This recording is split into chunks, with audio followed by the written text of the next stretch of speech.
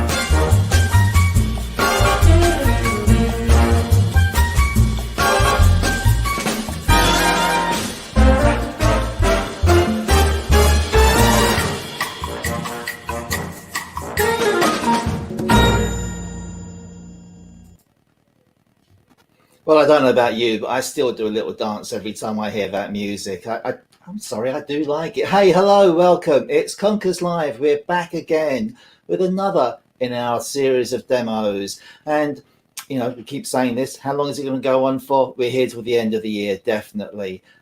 Basically because things just aren't lifting as we hope they would be. So we're going to be carrying on with this, and we hope you're going to keep joining us. So thanks for being out there. Loads going on in the chat as always. Always wonderful to see that. So thank you very much indeed. Hello to everyone. I've said hello to most people, I think, but it just gets beyond me. I give up sometimes. I can't keep up with it. But I'm really pleased to have you all out there. Absolutely wonderful.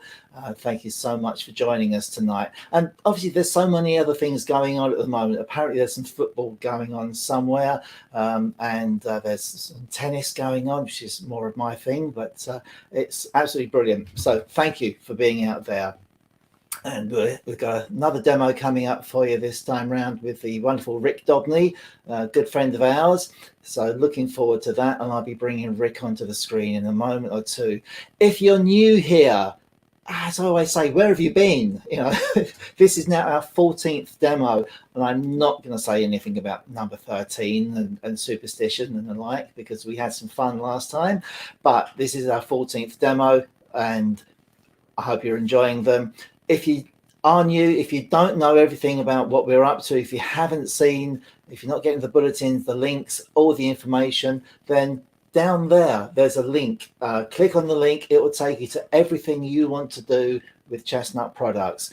Takes you to our website, takes you to our shop, takes you to Conkers Live webpage, and you can sign up for bulletins there. So every so often you'll get emails from me just telling you what's coming up, when to tune in, all the links, everything that you need. So no excuse. Make sure you sign up, please. While you're there, sign up for our wood turning weekender news.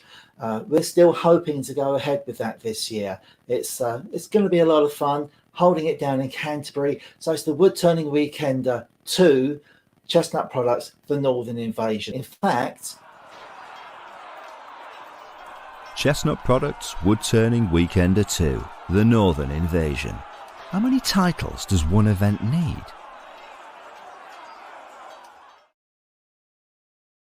So yeah, that's something to look out for. Hoping to hold that in September, and hoping many of you will be joining us for that as well. It's going to be a lot of fun. Sound levels, can everyone hear me okay? We've been playing around with sound levels a little bit this evening, so if we can get some comments in the chat for me, please. I'm sure you'd have told me by now if you couldn't hear me, but that's fine.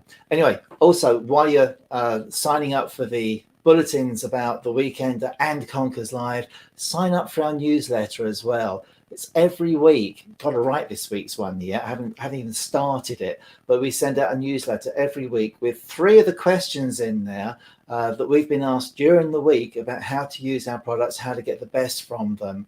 We put the answers in there and we just email it out every week. Come rain, come shine.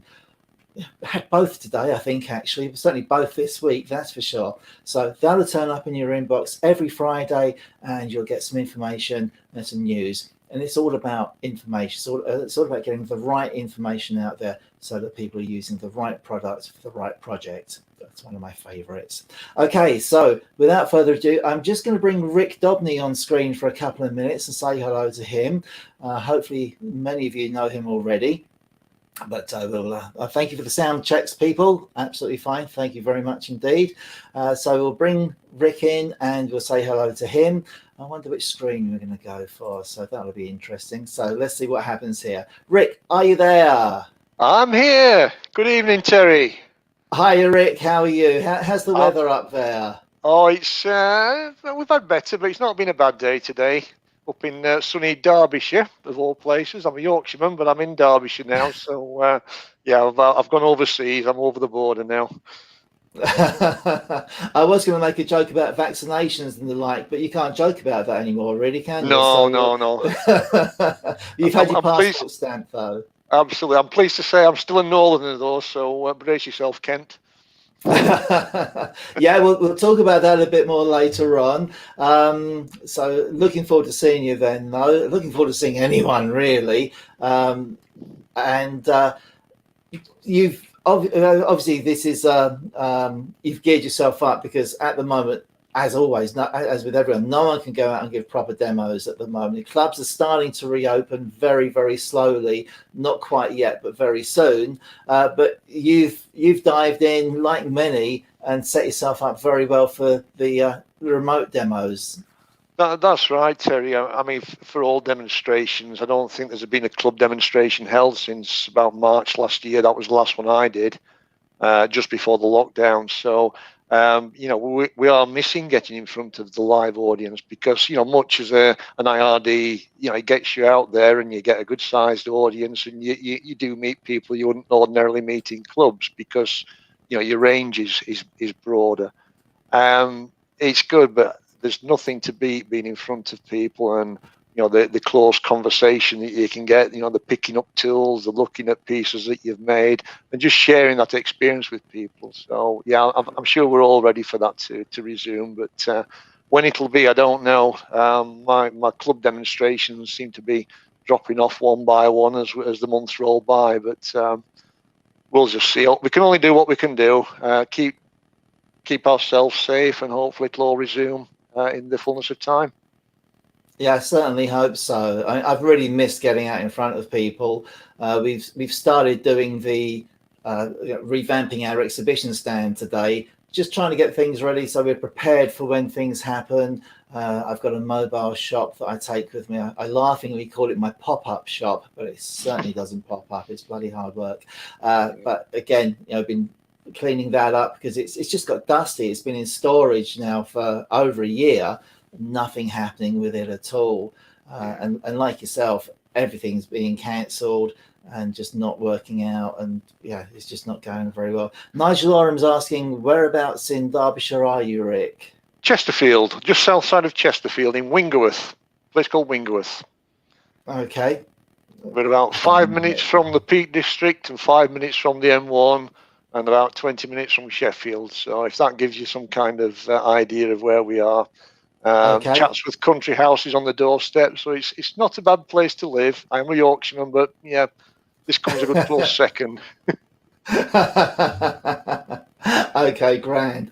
All right, mate. Well, I'll take you off screen for a couple of minutes, let you do your last couple of bits of preparation. Actually, we're getting close to kick-off time anyway. I shouldn't say I'm kick-off, pretty really. much ready to roll whenever you're ready, Terry. So yeah, just give me the All shout right, brilliant, and we mate. can kick off. No problem. I'll bring you back on screen in just a minute or two. Okay.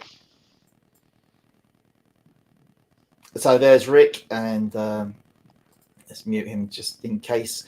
And yeah, so someone else from North Wingfield in Chesterfield. So yeah, there's Rick. He'll be on screen in a moment. And I see the comment has come up in the chat from Andrew Hall. And if you haven't heard or you're not watching the chat, some very sad news today that the Harrogate show has been cancelled again for this year. It's perhaps, I don't know, it's perhaps a little early to make the decision, but I do understand why. There's a lot of work goes into arranging the shows, and none of that comes back. If the show gets cancelled at the last minute or at short notice, all the site visits, all the advertising, all the promotion, everything is all for nothing. So they've taken the decision to cancel the show, partly also because no one knows the situation regarding social distancing. And it may be that they have to limit numbers who can go into the hall. So it wouldn't be the show that we all want it to be, which would be hugely disappointing. It is a shame it's been cancelled, but yeah, there's hopefully for next year it can all bounce back. We can have the Newark show, which is organised by the same people, and Harrogate later in the year. We're just going to have to wait and see, but we keep our fingers crossed.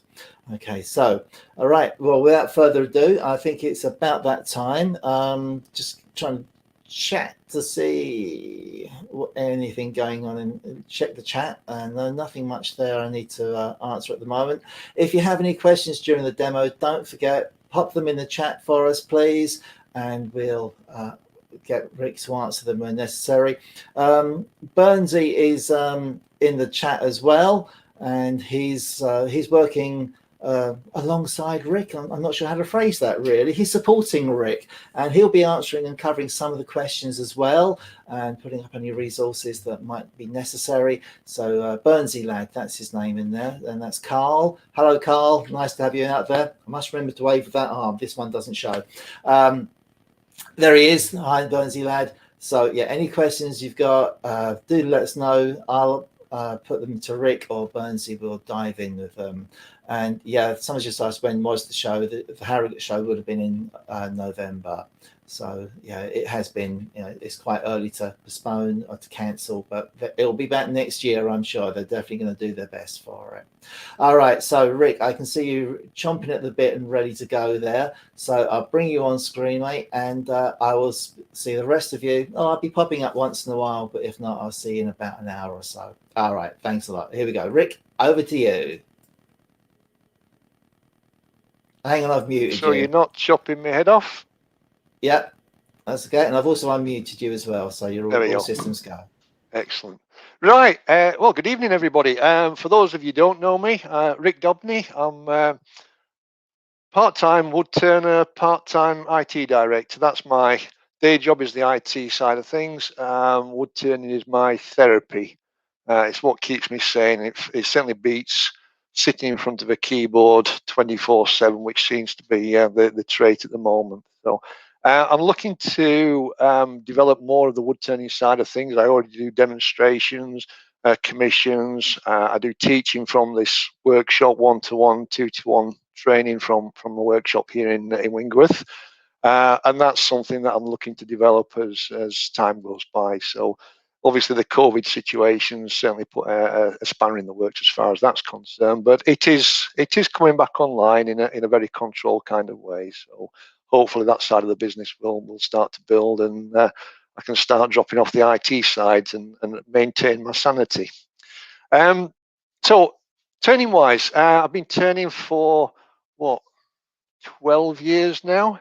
Very much as a hobby turner to start out, but then sort of around about 2015, I did the AWGB demonstrator course, and then subsequently did the approved tutor course as well. So just to try and improve the technique and style of presentation, whether it's to a club or to IRD such as this, And then obviously on the teaching side, to make sure I've got best teaching practices and I'm presenting them effectively to the students. So I have taken those on board, but it's always a learning process, particularly the IRD side of things.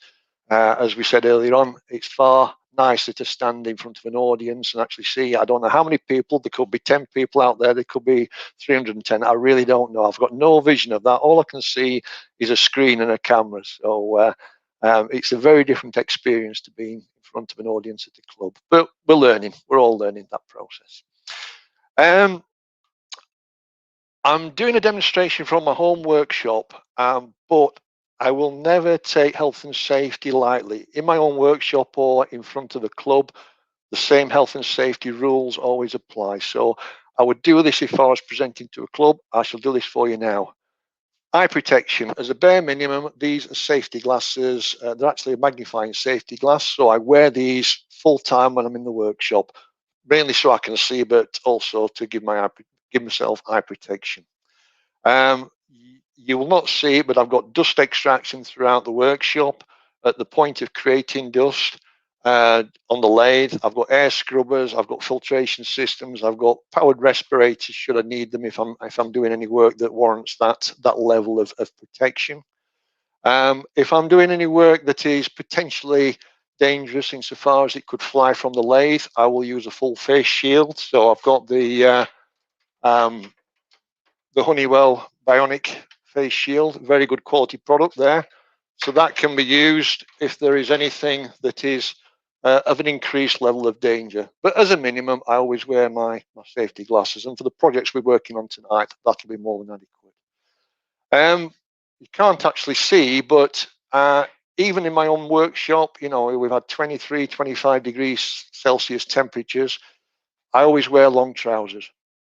They're a first line of defense. If I drop a tool, a skew, or anything sharp, my trousers will offer me some protection. If I'm wearing shorts or anything like that, it'll cut through an awful lot of flesh before a skew chisel stops. So I always wear, and I insist on students wearing long trousers in the workshop. And likewise, boots, strong, sturdy boots for exactly the same reason. I could drop a tool, I could drop a heavy piece of wood or a chuck, for example. It'll do a lot of damage. So always think about your health and safety throughout your time in the workshop. Don't cut corners. I'll just do this quick job and I'll be all right. That quick job could result in you losing your eyes. So be careful. Always think of your health. Anyway, that's the lecture over on health and safety. What I'm going to do for us tonight is a little project. It's a beaded box. So we're going to be turning, it's a sycamore box. We're going to be doing some turning of the sycamore, some beading, some colouring. We're also going to do some metal work. We're going to do some aluminium turning on the wood lathe using wood turning tools. So hopefully a few ideas, techniques and that we can, you can learn and take back to your workshops and have a go at. I'm not using anything particularly expensive or different from your normal armory that you've got. I will take you through one or two particular tools that are used to make the job a little easier. So without further ado, we're going to kick off. I've got a blank, so it's a piece sycamore blank, sawn. It's 3-inch square, approximately 6 inches in diameter. I'm just going to switch you over onto the overhead camera. So I'm going to assume we've got some beginners in the audience tonight. I think out of somewhere between 10 and 310 people, I think it's a fair assumption we may have some beginners in there. So not particularly critical for this project, but I tend to use this center finder, the plastic center finder. You can do corner to corner, you can use a thumb rule, but with a center finder, that's a good start. Break my pencil before we even start. Here's one I prepared earlier. If I mark a cross, I could assume that that's the center point. If I was after a perfectly accurate center, if I take all 4 axes, you can see just about, it's actually a very square piece, but if I'm looking for perfect center, the center will be the center of that feature. So I'm going to put myself a little punch mark there with an automatic center punch. Do the other side as well. The reason I use the automatic center punch, it just helps me to locate the blank between centers rather than me wrestling around trying to line up by eye the center of the cross mark with the centers on the drive and the live center. So for this particular project, I'm going to use step center in the headstock, and I've got a ring center with center point on the tailstock. So create the two little indentations. What I can now do is very easily just bring up the tailstock, locate on the live center on the step. That's now spinning on those two little indentations I've created. I'm not faffing around trying to find my centers. It's already done for me. All I have to do now is lock down and engage the tailstock quill.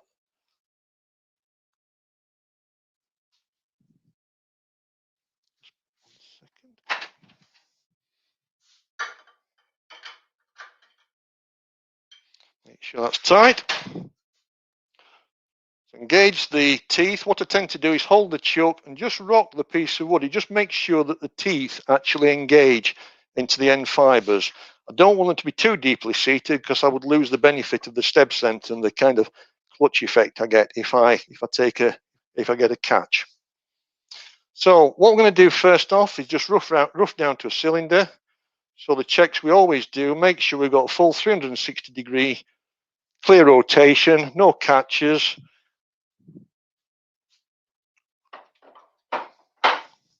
So my lockdown points are all checked. Check the quill lock is in place. So if we get any vibration, the tailstock doesn't loosen itself. Turn the speed down. I'm stood out of the firing line. The camera will catch it if we get something break away. But we'll just start up, nice controlled speed, and then just introduce it.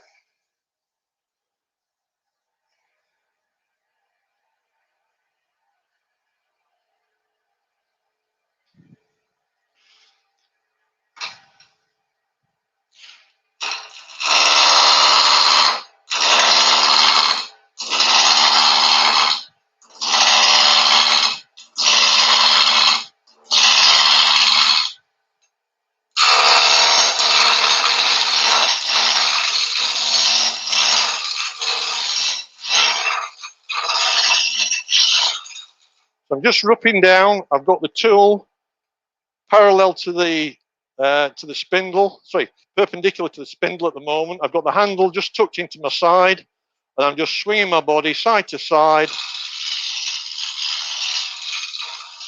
transferring my weight from left to right.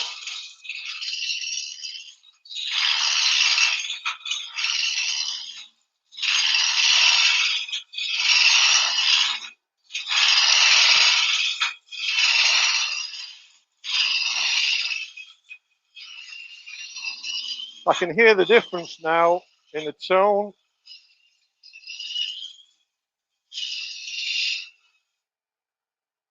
Nearly perfectly true. So what I can do now is shift over to a shear cut.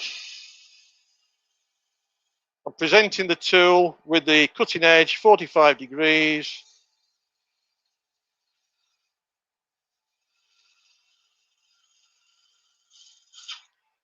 That just takes a finer cut across the grain, leaves me with a smooth finish.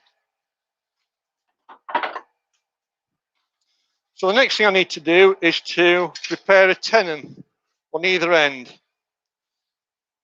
So I've sized the calipers. Again, a comment for beginners.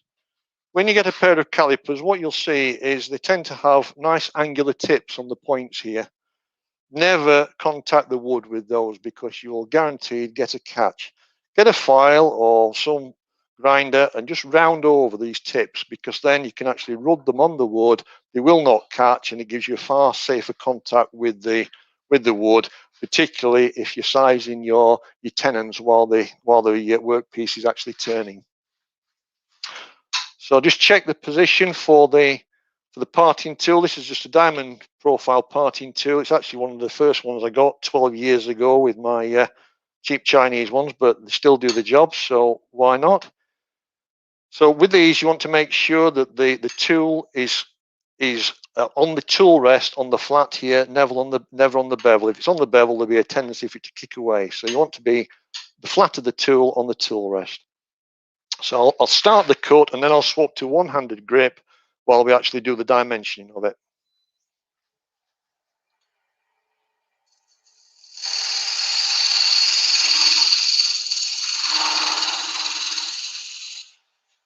So it's an arcing cut heading towards the middle. I can now bring up the calipers, one-handed cut.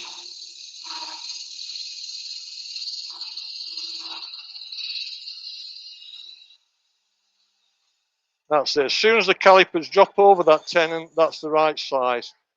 I don't need a particularly long tenon. What is critical, I'll just swap over onto the end camera.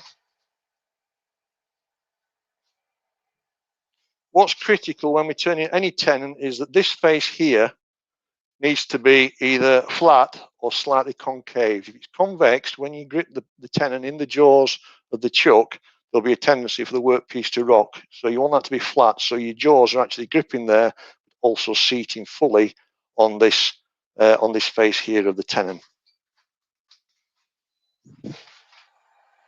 So I'm just going to make sure that's a nice clean face on there. Very slightly concaved. The tenon I need for this particular jaw set is a parallel tenon. It's the number 2 profiled one-way stronghold jaw set. So I don't need to put a dovetail on there. If you're using a dovetail jaw, you want the tenon to match the inner profile of your jaw set. So I'm going to repeat that on the headstock side.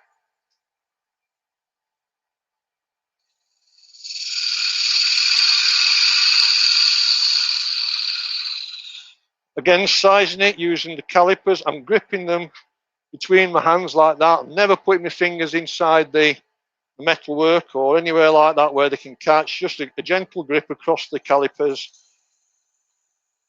Rub the tool onto the tenon.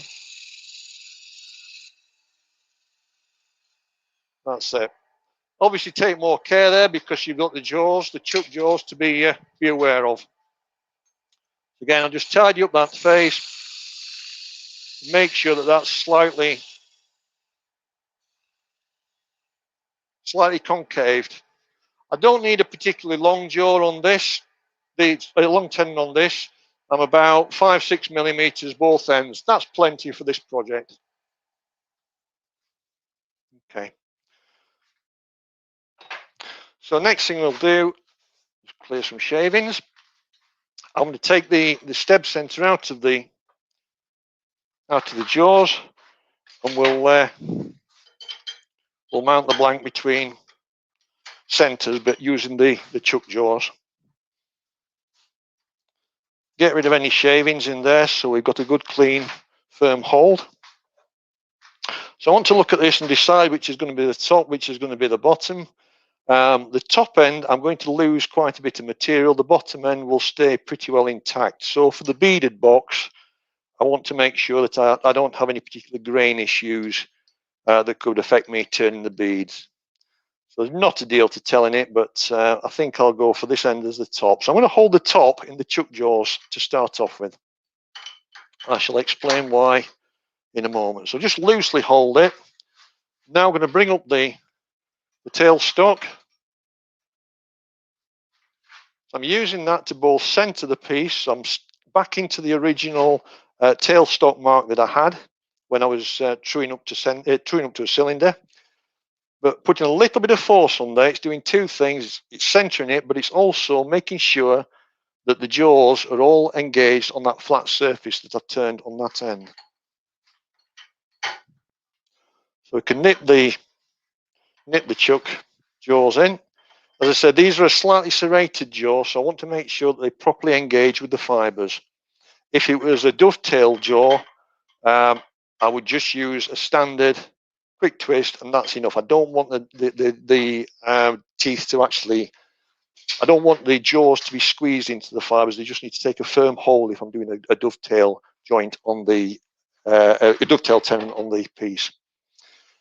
So this is going to be the top of the vessel. I'll just bring up the example piece so you can see again.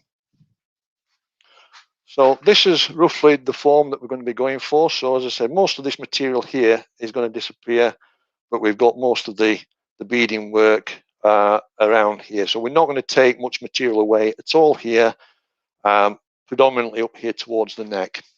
So we'll start shaping the piece. We're going to swap over to my 1/2-inch spindle gouge and just start defining the profile.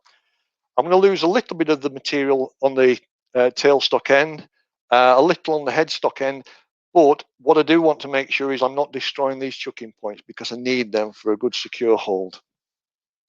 Okay.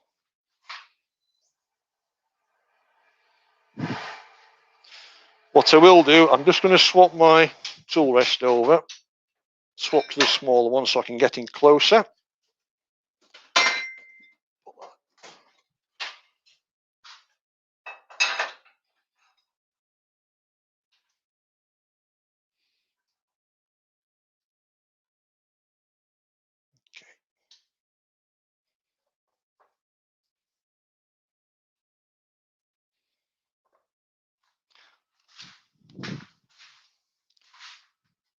So again, not cutting any corners. I'll lock the quill lock in place, and we can see it's running perfectly true. There's no lateral movement at all on that. Just that method of using the live center to seat it properly onto the jaws ensures it's running perfectly true. So we'll just start defining the outer profile. So I'm using the 1/2-inch spindle gouge.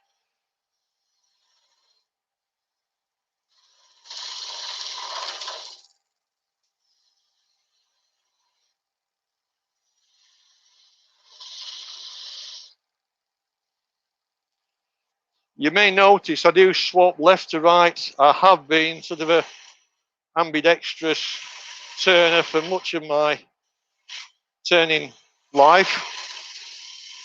I do find it just helps to give you more access to the cuts without you having to contort your body around the lathe. It's just something I've done.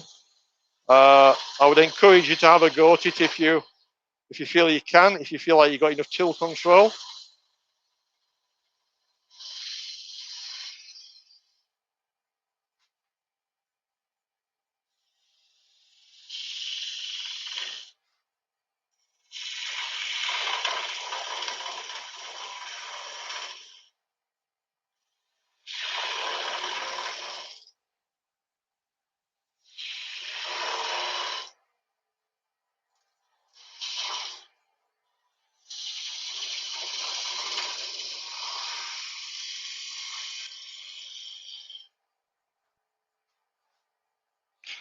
So we're just roughly defining the shape at the moment.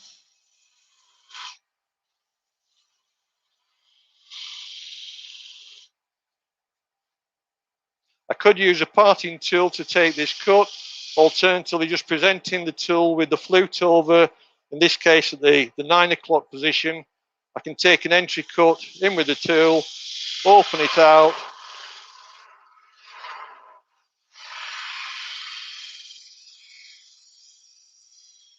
that takes me a cut straight and clean at the angle without risking skating off the end of the vessel.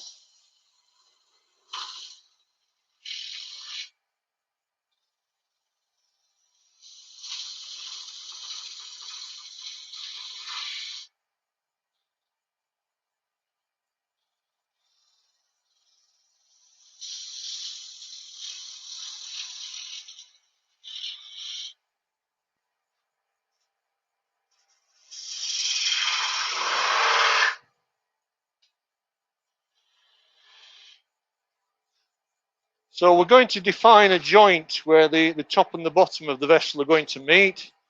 So I want to keep a flat point on here because we're going to lose some of the length of the vessel. So just for clarity, from my mind's eye, I'm just going to draw a line on there, roughly where I'm going to start forming the tenon.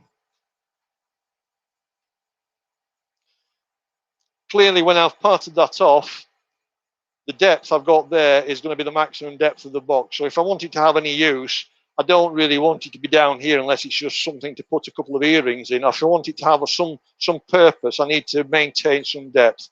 So I need to bring the joint up within the walls of the vessel there. So we'll take a bit more thickness off the lid now.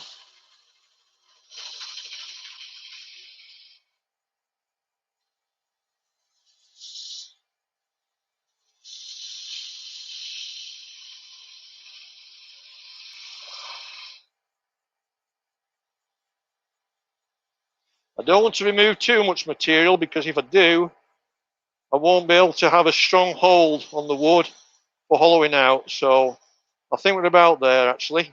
I don't really want to remove any more.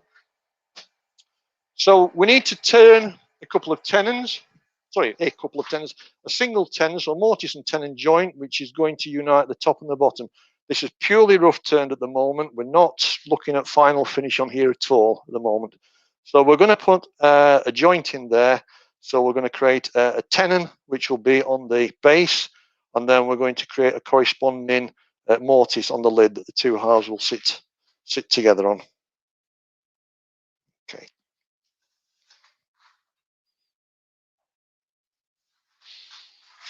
So back to my diamond parting tool. Tool rest is a fraction too close, so I can just bring it away. So I'm going to take a cut into the line. I think the line's in the right place. So I'm taking a cut in there,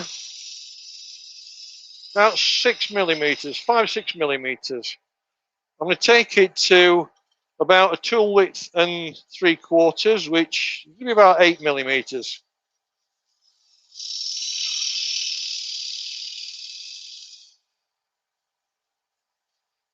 What I want to do now is make sure that the face of the tenon there is nice and clean. I don't want it to be ragged out. I don't want there to be any tear out of grain on there. I want that to be clean. I also want this face here on the bottom to be clean. Not particularly worried about this face at the moment, because I can come back to that shortly. So I'm going to take a very fine scraping cut, on that left-hand side, and I'm actually angling the parting tool in at a very slight angle. The reason for doing that is when I ultimately unite the top and the bottom, the contact between the base and the lid will actually be on this outer rim of the joint. If it was the other way, you'd end up with the contact being on the inner face, and you'd end up with a visible gap between the top and the bottom. I want to try and avoid that. So by making it very slightly tapered in towards what will be the bowl, it makes sure that the seating is always on the outermost part of that rim. Okay, so I can see the tenon is nice and parallel. It's clean. It doesn't appear to have any tear out on there. So I'm quite happy with that one.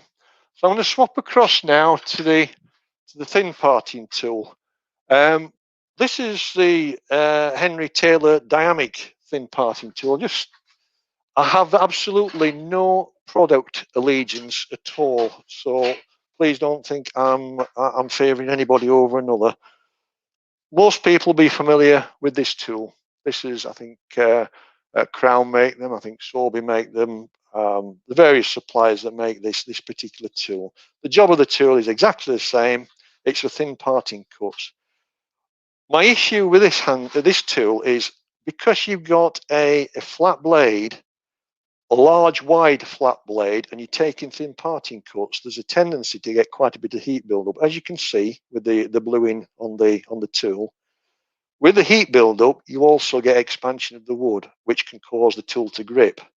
Now, if you remember back to your days at school, moments and levers and all the rest of it, if this tool is gripped by the wood, I get quite a bit of a kick off the handle. I don't have a lot of control. Whereas with the Henry Taylor one, my leverage is twice that. I've actually got twice the length of handle. So to me, it's just a far better designed, more controlled tool for making these type of cuts. So as I say, absolutely no product allegiance. I use the best tools I can I can get my hands on. But it's just what you prefer, and I just find that is one of the characteristics that makes this tool a little preferable. So we're going to part this through. Now I'm going to leave the tenon is going to be on the base, and this is going to form the lid. So I'm going to present the parting tool on this left-hand face of the valley that I've created, but I'm just going to offset it marginally by about 0.5 millimeter, and that'll leave me a small telltale on the lid that I can then use as a guide for setting up the mortise on the lid.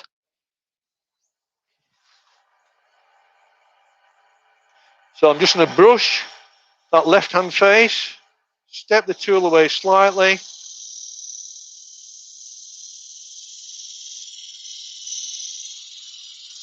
and now just commence the parting cut. Now I can already feel there's some heat developing, so rather than keep persisting and getting more bind, I'm just going to rock my body very slightly, left to right, only a degree or two.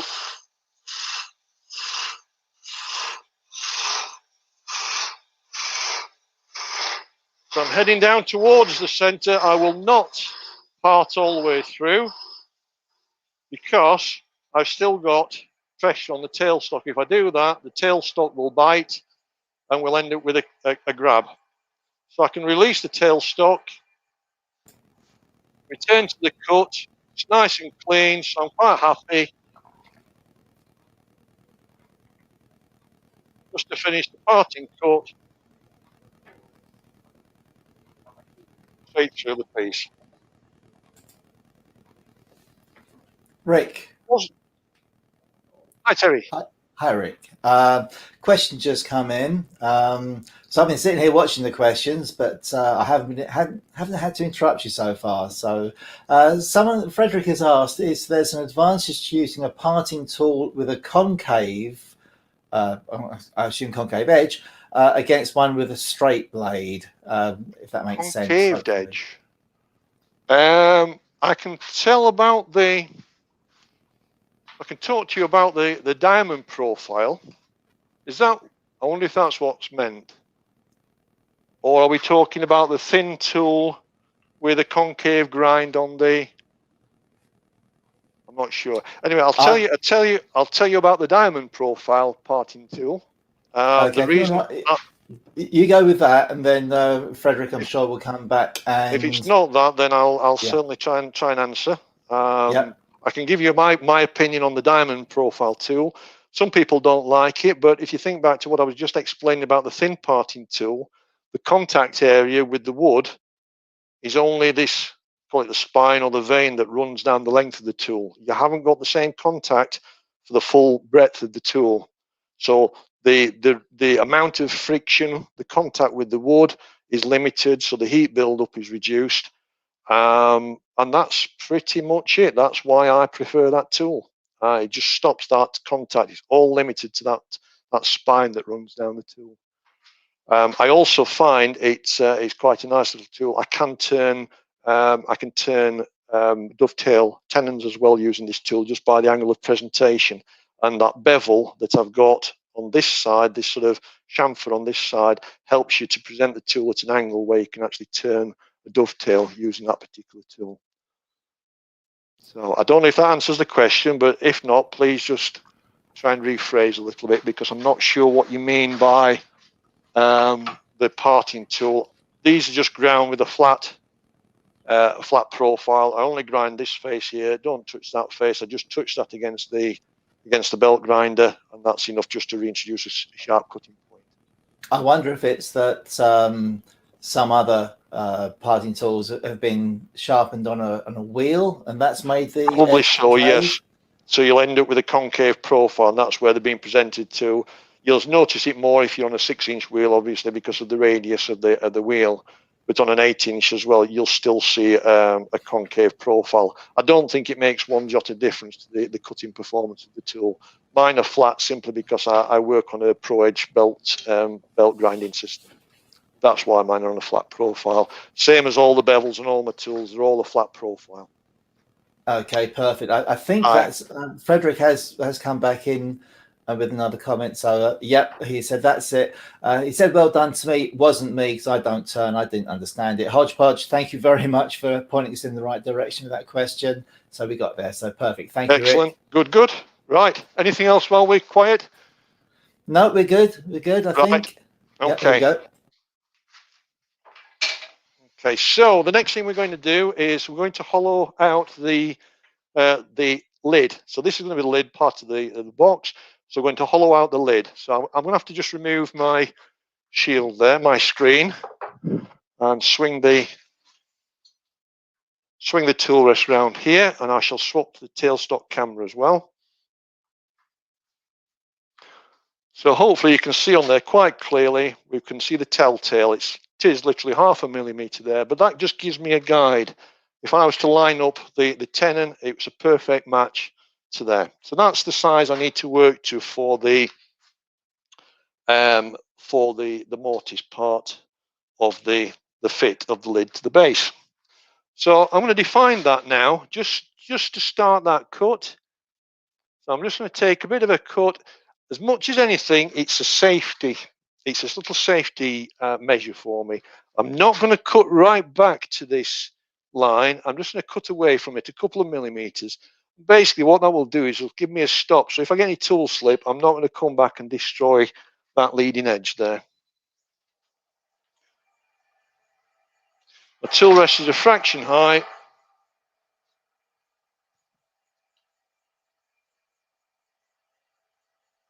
Still a fraction high. Okay, so that's the edge. I'll just bring it away a couple of millimeters.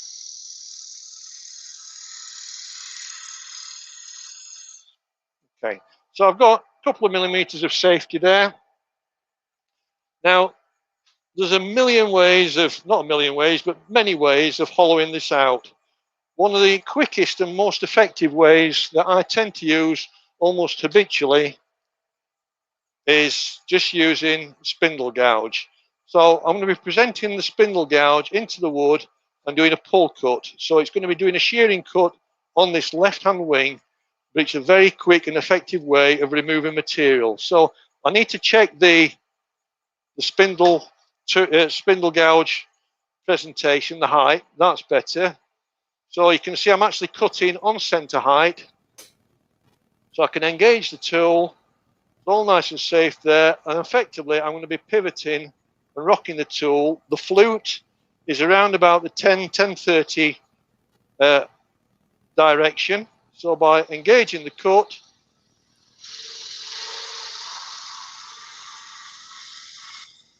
swinging the tool handle round, I can very quickly and effectively remove quite a lot of material.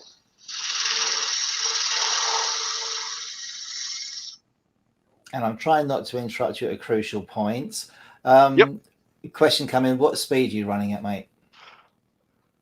For those of you who might recognize the lathe, it's a one-way. I don't have a digital readout on it. I'm on the third belt. I'm looking at my manual dial, and it says about 1,000 RPM. Okay, perfect. Roughly, but it's the speed. The question is often asked about what speed are you turning at. It's what feels right, and that just comes with experience and knowledge of how the tool's cut. If it feels right to you, it's the right speed. It's as simple as that. If it's scary, it's too fast. If it's not cutting or your tool's moving with the wood, and chances are you're turning too slowly. So it's just finding a happy medium for the type of cut that you're doing. But yes, this is around about 1,000 RPM. I could speed it up a little bit, but I'm taking quite an aggressive cut. It's fine. It's fine for this particular cut. Perfect. Thank you.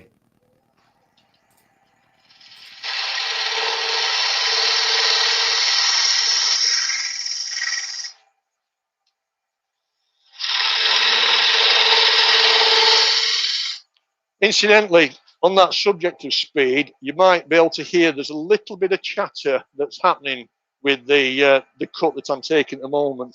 Playing around with the speed can actually eliminate or reduce the chatter as well. So if I find them getting too much, I can turn the speed up, turn the speed down a little, and hopefully it can just eliminate it. Not too bad at the moment, but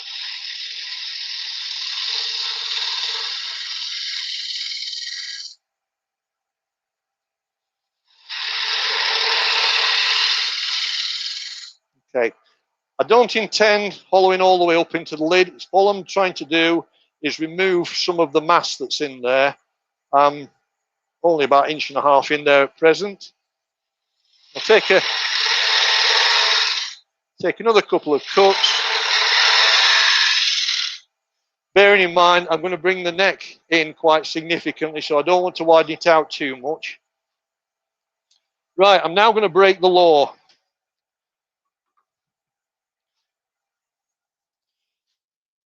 I'm going to cut. I've got a 1/4 ball gouge.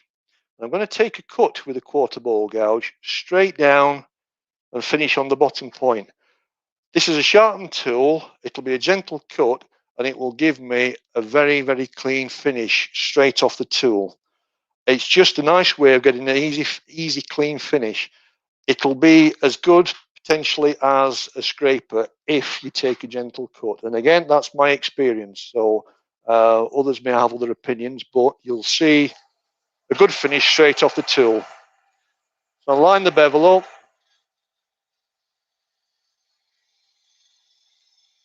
So very gentle cuts.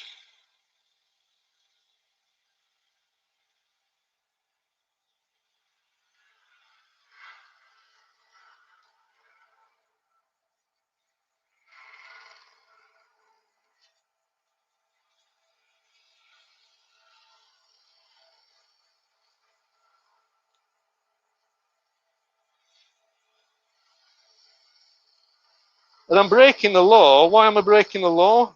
Because I'm cutting against the grain. I'm not cutting with the grain. The orientation of the fibres is that way. So I'm actually cutting into end grain by taking that cut. But I hope you trust me. That's about a 240 finish straight off the tool. Just by taking gentle cuts with a freshly sharpened gouge. I'm going to take one more pass across there. Just because there's one little region there I'd like to get rid of.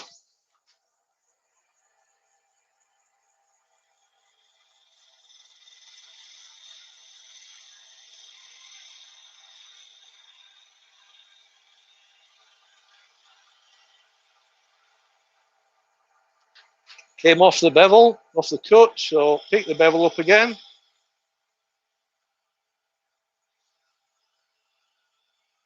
Drop the handle, then come back up, and then drop back down onto centre line.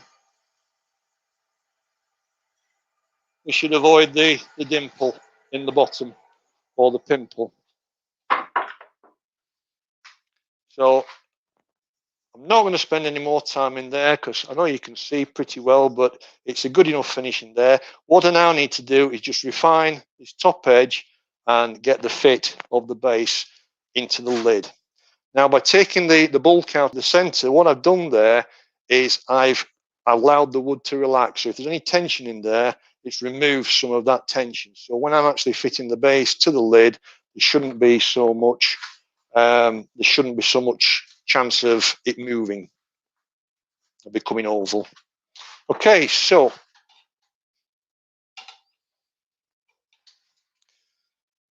and again, the best principle when you're making boxes is I would rough turn, take some bulk out of the middle on both the lid and the base, and then stick it in the cupboard for 3 or 4 months while it acclimatizes and any residual moisture is removed. And again, at that point, when I come to actually finish the piece, I know it's perfectly seasoned, perfectly dry. It's not going to move again. So we'll remove. So this is a telltale. What I'm going to do is I'm going to come, just move my microphone. I think I'm shouting at you. I'm just going to take a cut. I'm aiming for that left-hand side of the telltale, but I'm presenting the tool at an angle. Rather than coming in square, if I present it at an angle, that will mean that the mortise will tighten as the tenon fits into it. So we can give it a quick test. And this is the heart in the mouth moment for any demonstration. This is the too tight, too tight, too tight, too slack. It's that kind of moment. So still plenty to work out there. So bear with me while I just take a couple more passes.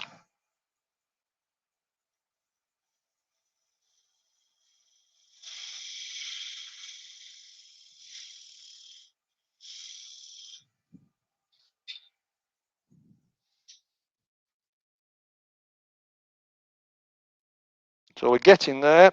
If I now ease that off, I should be able to get a good tight hold on that tenon. I do want to keep a very tight hold on that tenon initially, because what I shall be doing is using that as a jam to be able to finish the rest of the piece off. I've got a bit more tidying up to do on the inside. I will just have to revisit that, but let's just take one more cut.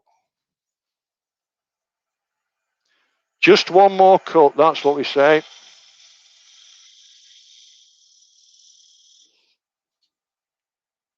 And unfortunately, it is one of those just one more cut processes. You have to just keep sneaking up on it. If you get too aggressive, you'll end up with a very loose joint, and it's very difficult without losing the shape of the piece to revert back.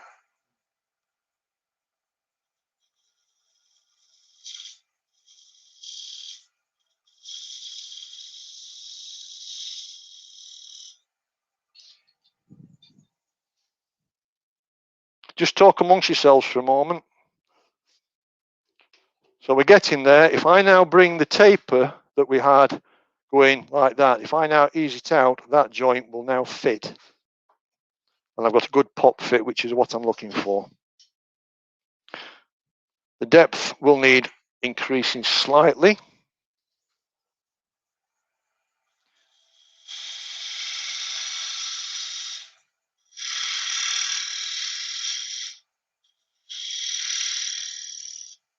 Don't worry, that's just the depth.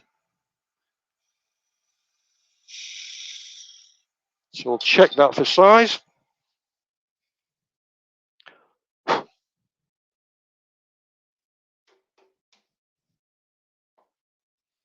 Nearly.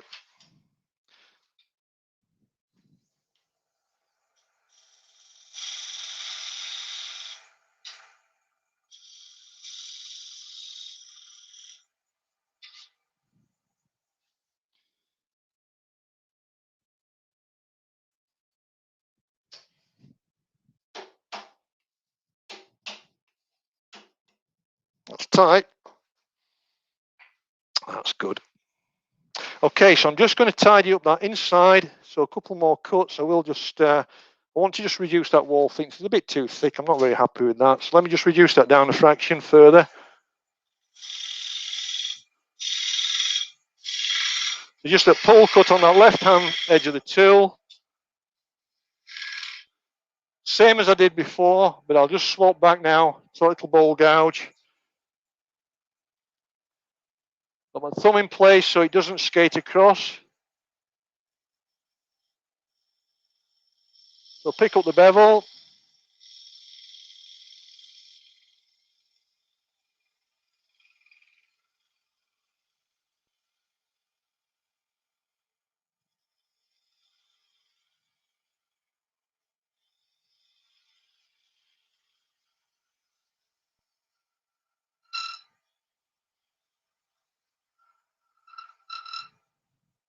A little bit of chatter because it's a 1/4 inch tool and I'm right down into the bottom of the bowl.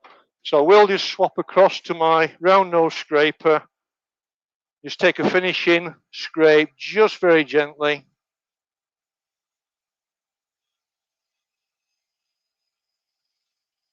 Get rid of any minor tooling marks that are in there.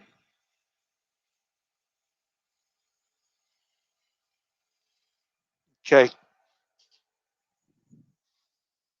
Yeah, happy with that. So I'm going to sand in there. Start with a bit of 180.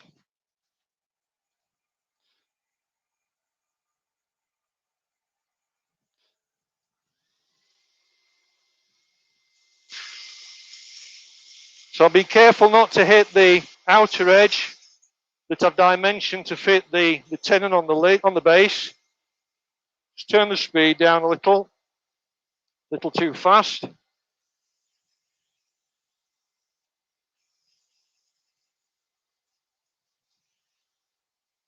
I'm just going to touch that edge just to make sure there's no defects on there.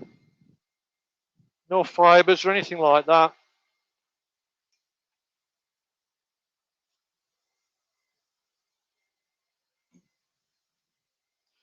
So 240.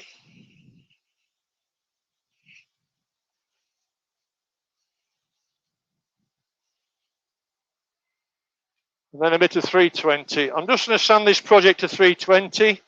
I do have up to 600, but you don't want to watch me sanding all night. That's not very exciting. The other thing I want to do here is just a very minor cut. I'll just switch. Very minor cut along this edge here. As I mentioned before, I want to make sure that that angle on here, let's switch back to the other camera.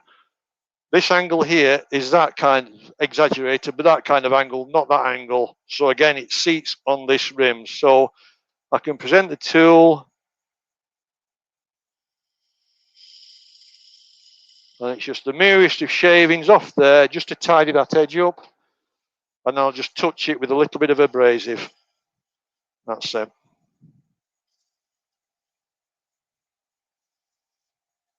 Okay. So while we've got the piece available to us there, we'll put a little bit of the hard wax oil in there to finish the inside of the lid, because this is the last time we've got access to it while the lathe's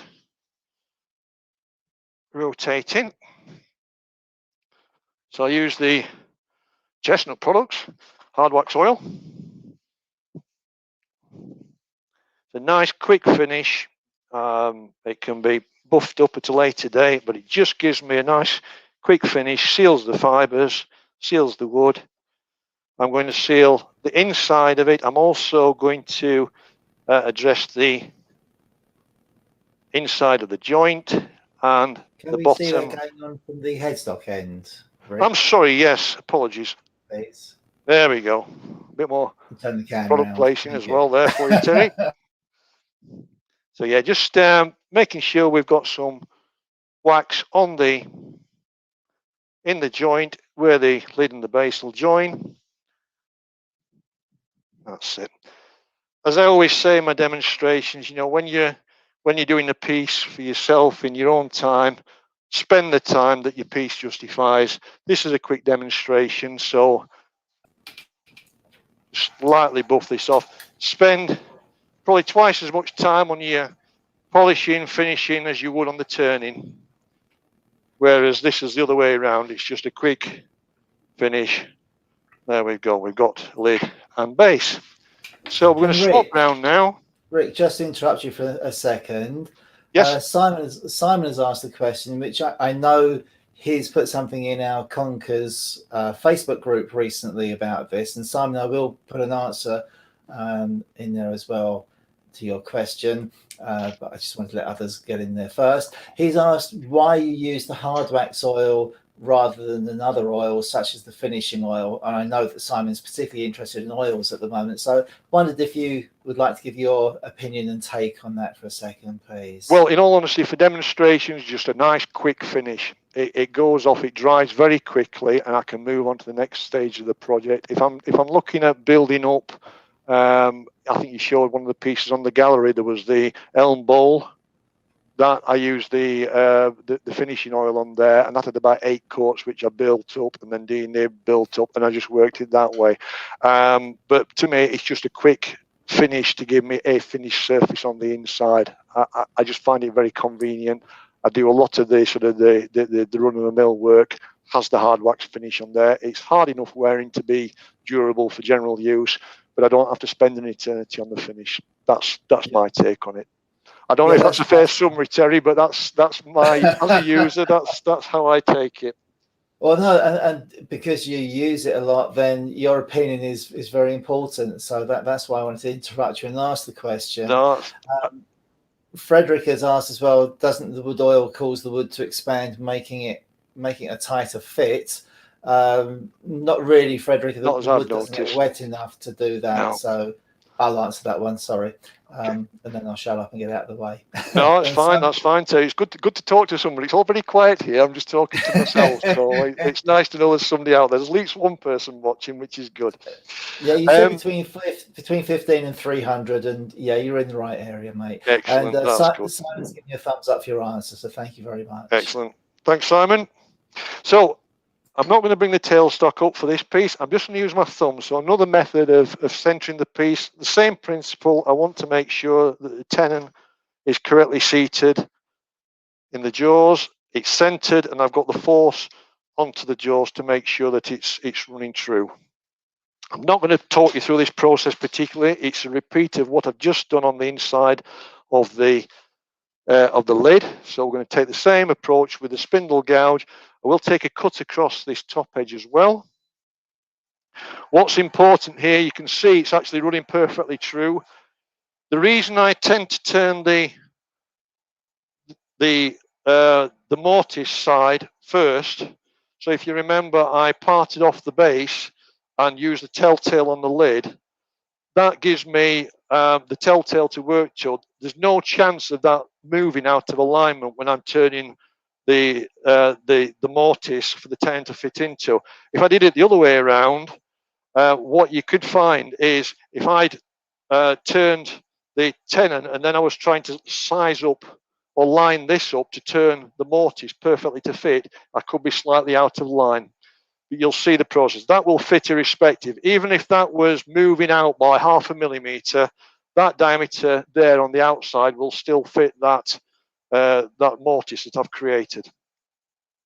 So I'm just going to tidy up this face to start off with. So I'll just take a gentle cut across the top, what will be the top of the mortise, sorry, of the tenon. I always get my mortises and tenons the wrong way around, and I get my concaves and my convex the wrong way around as well.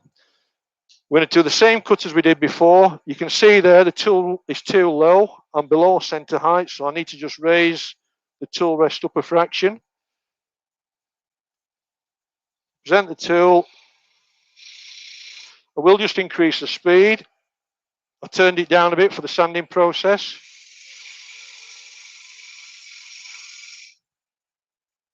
So you can see the action.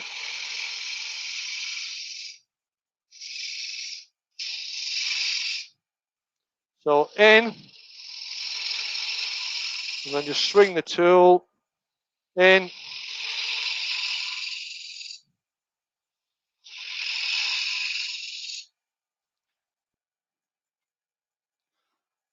And again, I'll just revert back to my little bowl gouge. I do like my gold-plated tools. I think I paid £5 for that at a club sale one day, but it's a lovely little tool to use. So I just want to make sure that that tool doesn't slide back. I want the bevel to engage on the inside. I've got a nice controlled cut there now.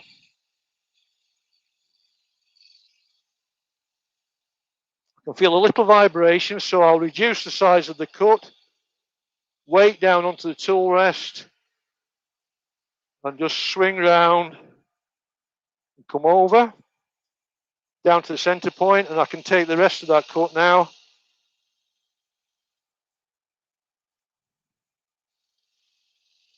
I'm getting vibration. Just raise the tool rest again.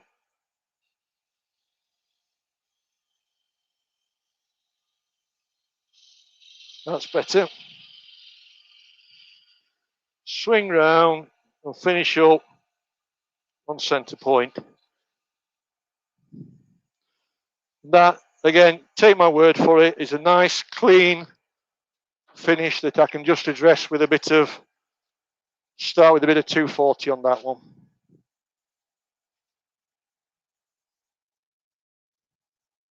Just reduce the speed down.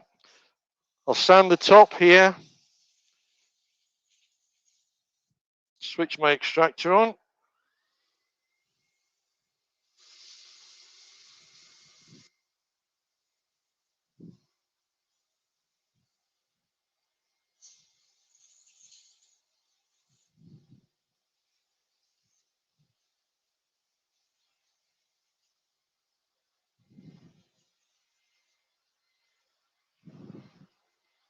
I'm going to very lightly sand those two faces, just very lightly, just to make sure there's no fibers or anything like that on there.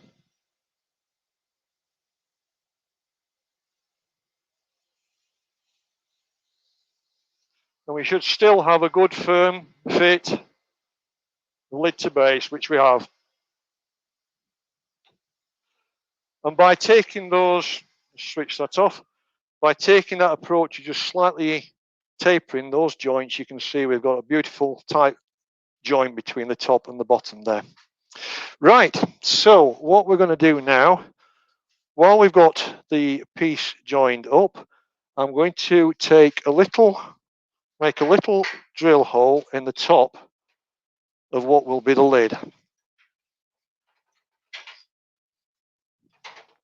So I've got an engineer's center point drill. So that's just fitted into the Morse taper.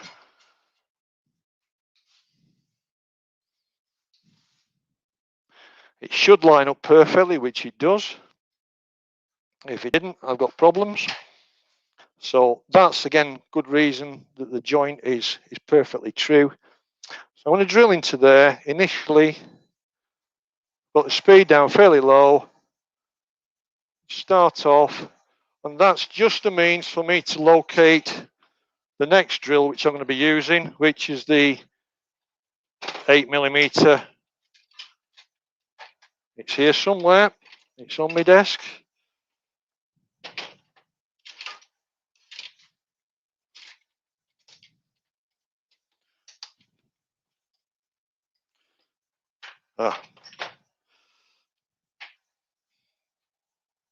Just stop the lathe a second while we fit that. I have this problem where at certain times in the night the pixies start moving things and hiding things. Now they've hidden my chuck key. Bear with me.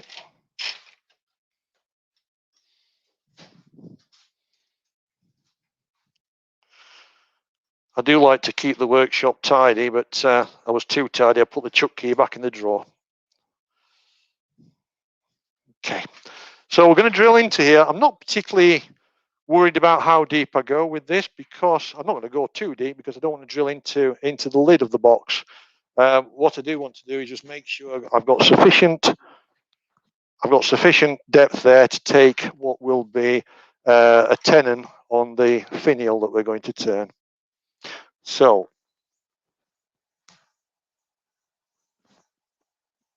sorry, just adjusting my mic. There we go. So I hold the Jacob's chuck in my hand. Engage the drill. That's plenty. That's plenty deep enough. Okay. Right. So we're done with the wood turning for now. What I'm going to do is I'm going to swap chucks, and we're going to do some metal work. So I'll just swap back onto here so you can see me. 2 minutes while I just get this set up. So using aluminium in wood turning projects is nothing new. I've first saw Simon Hope. I believe it was Simon Hope. If he's on the meeting, if I'm wrong, then correct me. But it's a project I think he did at Sheffield. He used some aluminium scaffolding tube and turned that in a. He made a little pedestal for a little bowl of some sort. But I just remember him working the aluminium and thinking that's an interesting slant. I know people use pewter in quite a bit of the work. I thought, well, rather than actually starting cooking up aluminium, pewter, I'm going to start having a go with some aluminium.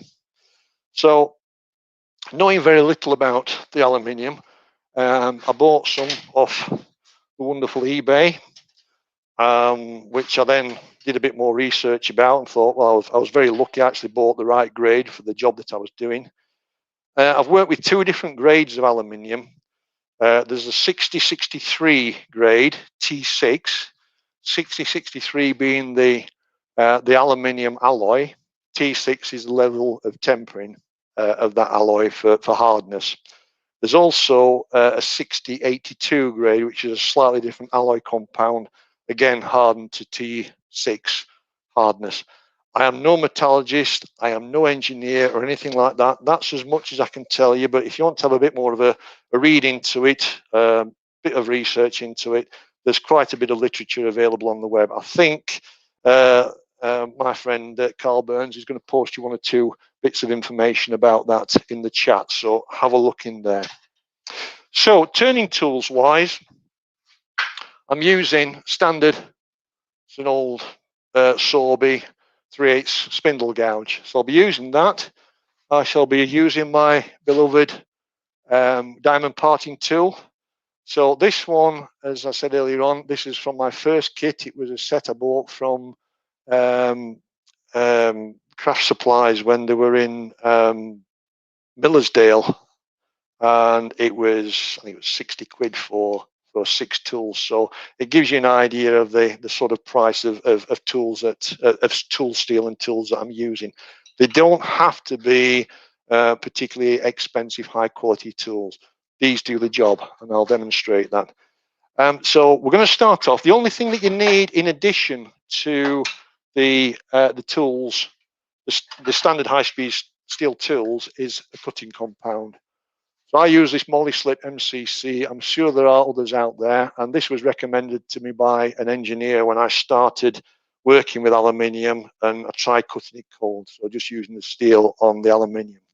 What happens if you don't use a cutting compound, you'll get heat buildup between the aluminium and the cutting edge of your tool. The heat buildup actually welds the aluminium onto the edge of the tool, so consequently any sharpness that you had goes straight out of the window. So if you keep the cutting tip lubricated, you'll find that it preserves the cutting edge right through the project. You'll watch this. I will turn the full finial. I shouldn't have to go back to the sharpener with these tools at any time during the project. I may do just for the final cuts, just as we would with wood turning, just so we've got a nice sharp tool for that final finish. So I'll switch you back over onto that camera. So initially what I'm going to do is I'm just going to take a cut across the end just to tidy up this end here. Speed wise, before anybody asks, according to my dial, is about 800 RPM. Got a little bit too much cut on there.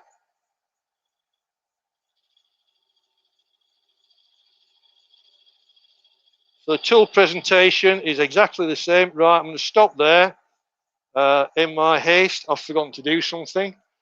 The other specialist tool that I've got,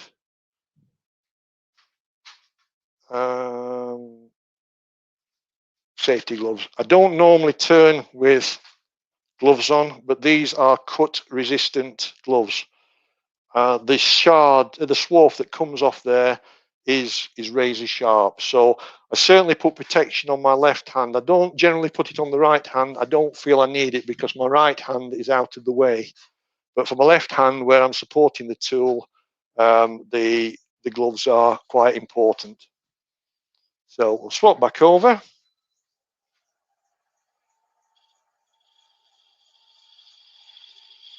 So I'm just dressing that face there. So 2 passes, I've got a nice clean edge on there.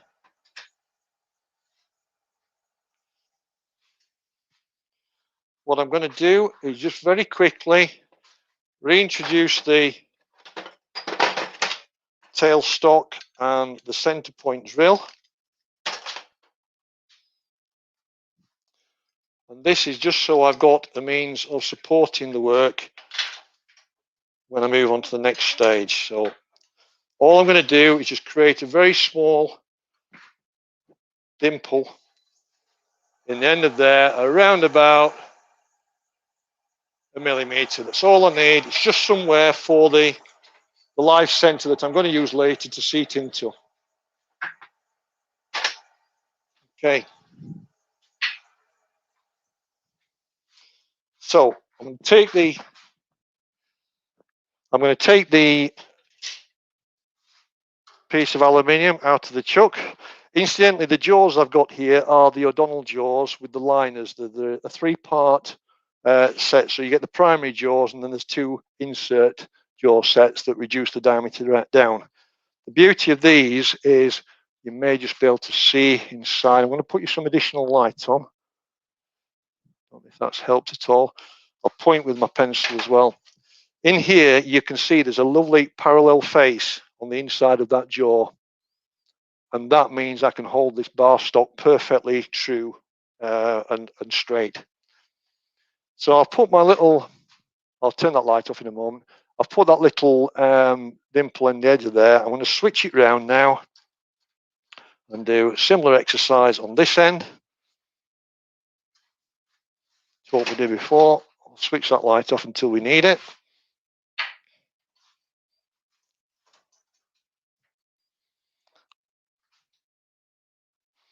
Okay.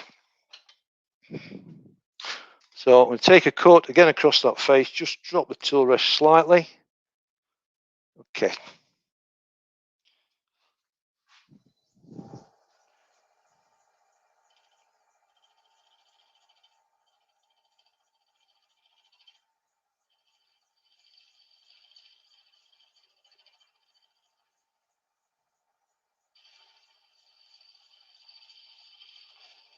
I think Carl's probably put the information into the chat, but these gloves, if you want to get yourself a pair, and I strongly recommend that you do, you can buy them from Tool Station. I know they stock them there.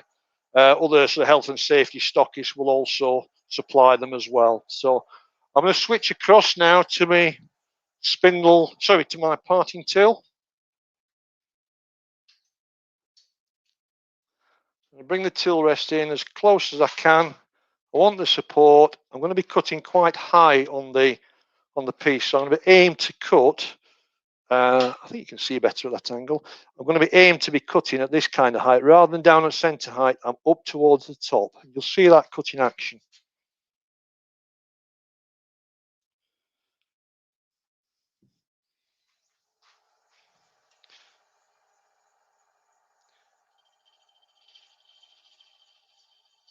So you can see the swarf coming off the tool. Never be tempted to grab hold of that swarf with your fingers. I don't know whether it's fact or fiction, but somebody told me once that this is the method how razor blades are actually created. It's like a peeling, slicing cut off steel stock, which creates this kind of swarf, and effectively that swarf has got such a razor sharp edge to it. So never be tempted to grab it. A rusty old pair of pliers like those ones I've got there, I think were my great granddads. They do the trick quite nicely. So what I'm doing here, I'm just starting to turn a tenon. It's going to be an 8mm tenon to match up with that hole that we've just drilled in the edge of the end of the lid.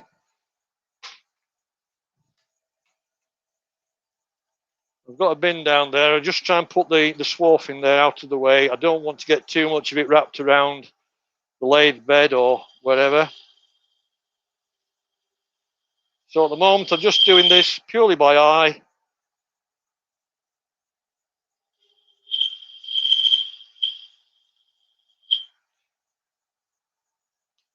I'm all right holding the swarf in my gloves, but I would never draw it away from the lathe.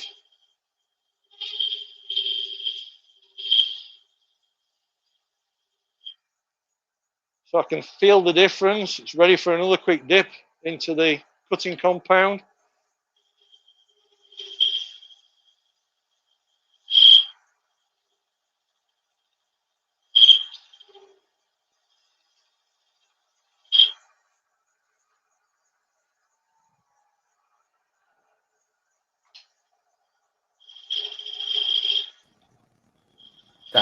Right, okay, that's what I need to do. Can you hear me, Rick?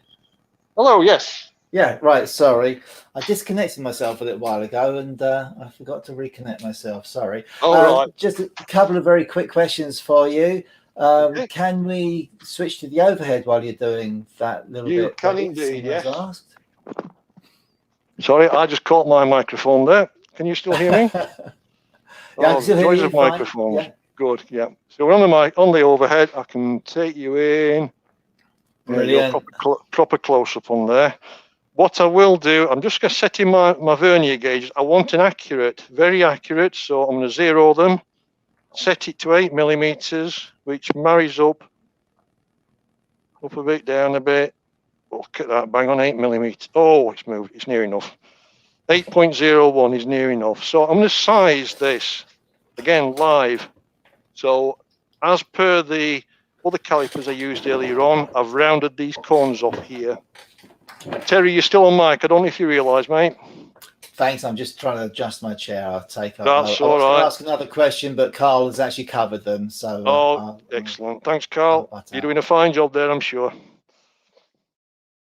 Right, so I'm going to size that live using the vernier. I know I need to take a little more material off first, so I'll just do that because, to be honest, it's not an easy cut to make, sorry, live. Bit more lubrication on the cutting edge. I think from experience that's not a million miles off. So I can now, I will get a bit more chatter because I've not got the pressure down onto the tool rest. There we go. I don't know if you saw it, just slipped over, so I can now just continue that cut. Switch the tool over. I've got some cutting lubricant on that edge. And as we did before, I want this face on here to be, again, slightly concaved. I don't want it to be convexed. So I can take that cut in there and make it slightly concaved. Okay, so I'll stop the lathe. I will stop the lathe if I press the right button. So check my vernier's not moved. That's now good. I don't mind it being a fraction tight. I'd rather be a fraction tight than a fraction loose. So the other cut I want to do is I just want to true up, while I've got it held in this orientation, I just want to true up that face. A bit like a roughing cut. I'll use the parting tool again.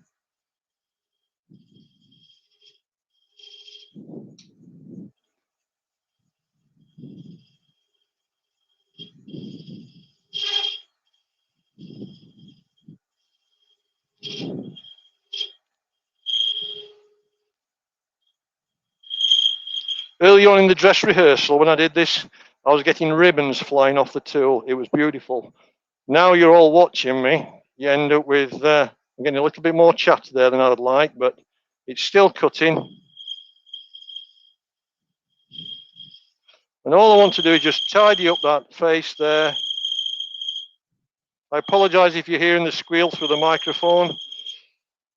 So I've just tidied up that edge, tidied up that, so we're good to go. We're done with this cut now.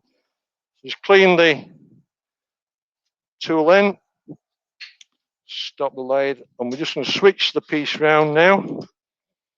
Rather than holding it in the O'Donnell jaws, I'm going to take advantage of the 8mm tenon that I've turned, which will allow me to get access to the whole of the finial. To do that, I'm using a Collet Chuck. So I bought this Collet Chuck set. It's this is the 8 to 9mm collet. Whenever you're using these with no tailstock support, I'll just switch back so I can show you properly. I made a drawbar, so the drawbar fits into the headstock. That then screws into, there's a threaded insert, or a thread on the inside of the Morse taper. And by screwing that in, that makes sure that the Morse sorry, that the collet chuck does not come out of the Morse taper. It's held securely. It doesn't need to be wrestled in there. It's just to stop it coming loose. So I've locked the spindle. I'll switch back to overhead again. I'll switch the camera over a wee bit. So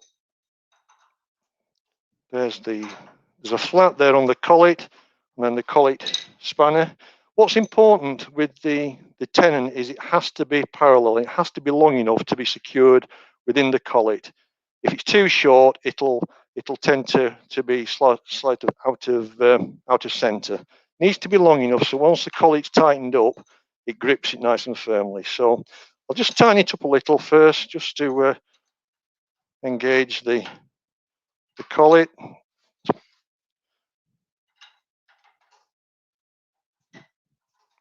And then what I shall do is just bring up the tail stock.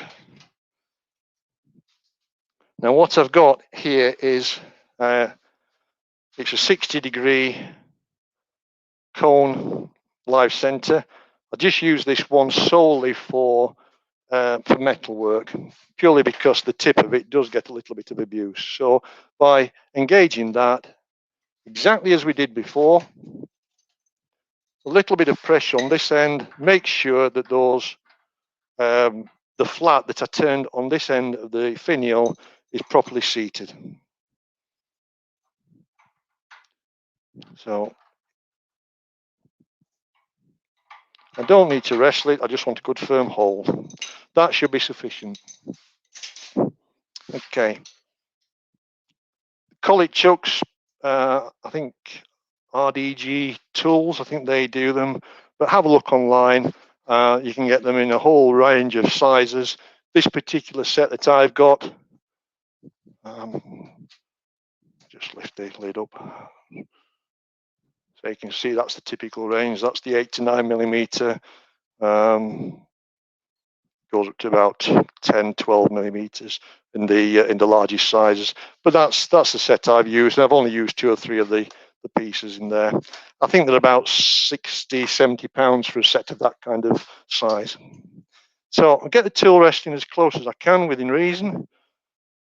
Check we've got support on the tailstock, and now we can do some shaping of the finial. The tailstock is simply giving me some more support with the collet chuck. Bear in mind the collet chuck is only holding on to an 8 millimeter small tenon that I've created. Okay. Final checks before we press go. So I'm just going to start rough shaping the tenon, the finial.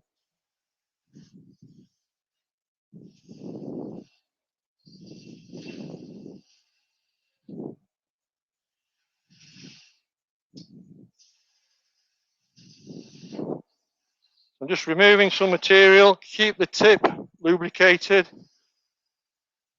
You can see how the swarf comes away nicely when the tip's properly lubricated.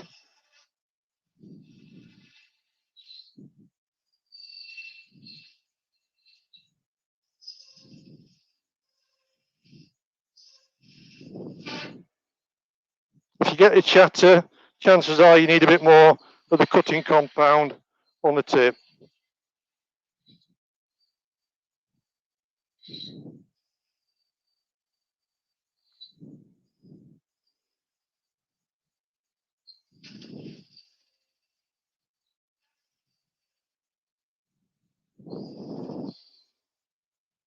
Now the beauty of the aluminium is there's no grain direction, so I can cut from here, which from a spindle turning perspective is downhill.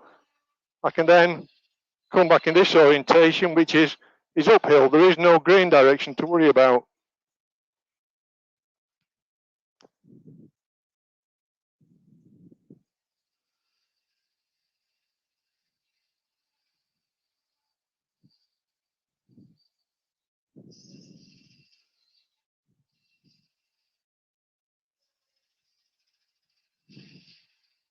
So you can see the benefit of the gloves. Again, they are protecting me from these ribbons of swarf that are coming away.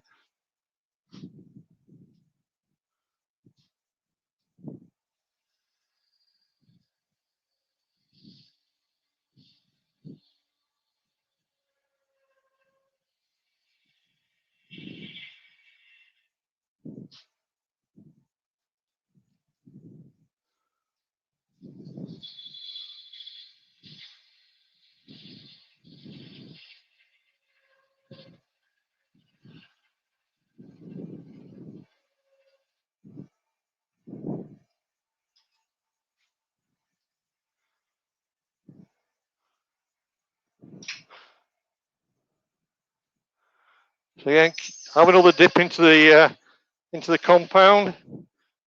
Start shaping the top now.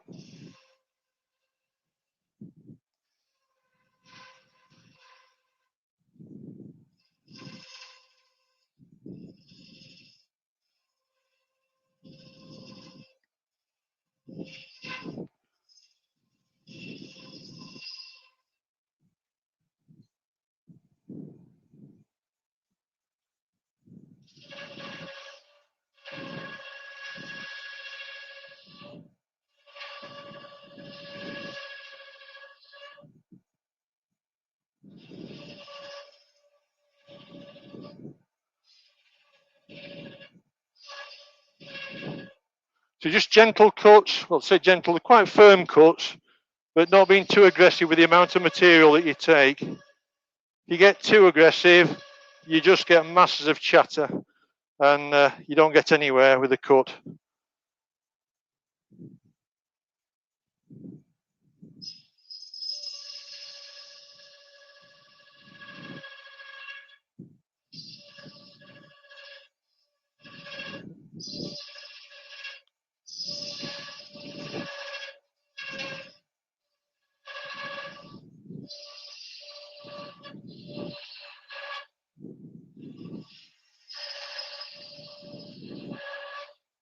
As I get down towards the center of the spindle, the cutting speed is reduced because of the rotational difference between the outside and the inside. So it's probably cutting at about a third, if not less, of the speed as it would be on the outside. So you have to just allow for that with your expectations of how fast it's cutting. So I'll just stop that to get rid of that bit of swarf. I will remove the tailstock in a short while. I've still got that bit of support there, which I'm getting the benefit of. We'll take some more of the profile out here.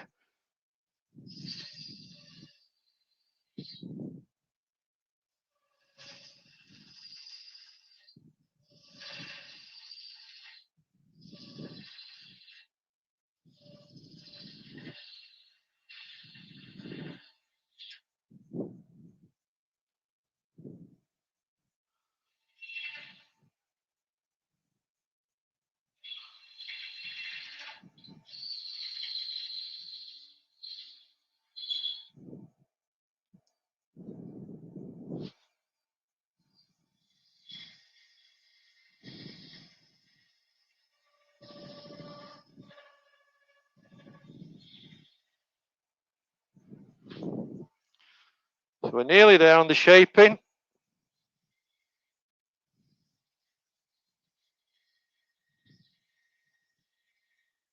So we've got the bevel rub there. So the bevel is, even with this, is still steering the cut. If I come off the bevel, I'll end up with a corrugated surface to the cut, which I don't want. Just stop the lathe to get rid of that bit. You can often grab it, but it's often better just to stop the lathe.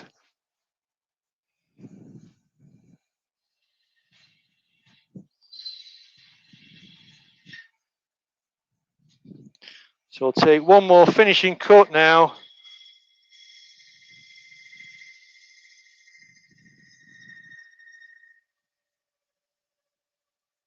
Straight down the body of the finial. Came off the cut, off the bevel there. Just pick it up again. A bit more lubrication on the tool there.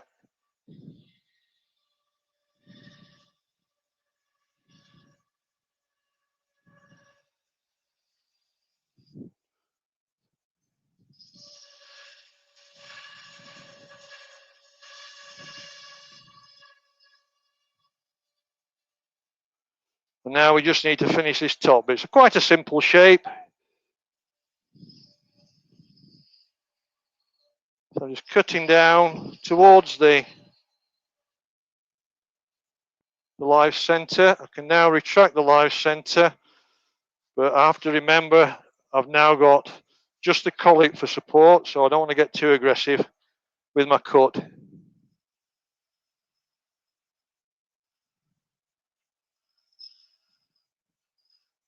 I got too aggressive with my cut.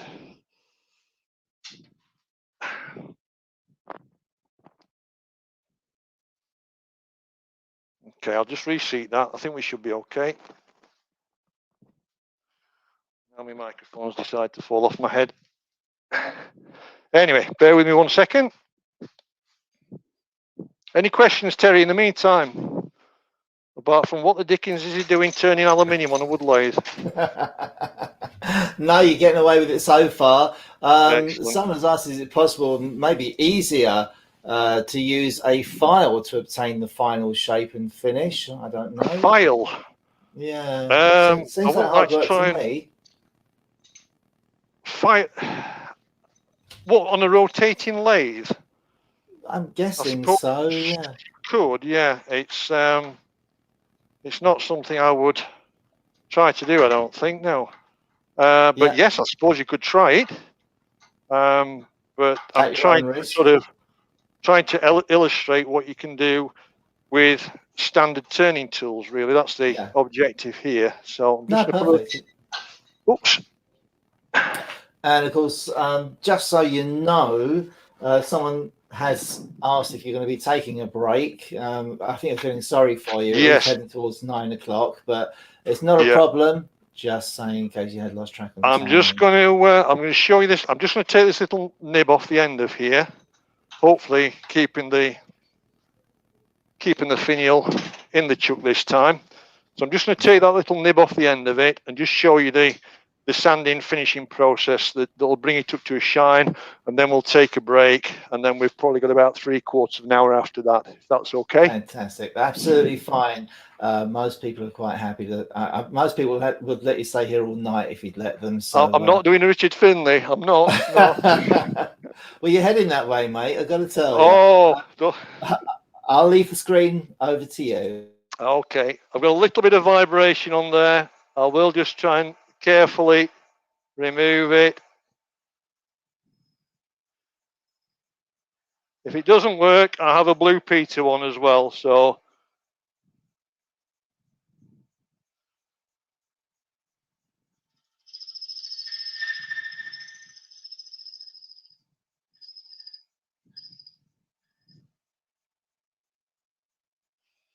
I think I've got away with that. I'll switch over to the tailstock. You can just see I've got a little bit of vibration on there, a bit of movement. Okay, so let's take it to a finish. I can put my cutting compound away now. Done with that one. Right, the next set of PPE that you need, and this is why I try and time this for the break, is a set of the doctor's latex gloves, because you need it.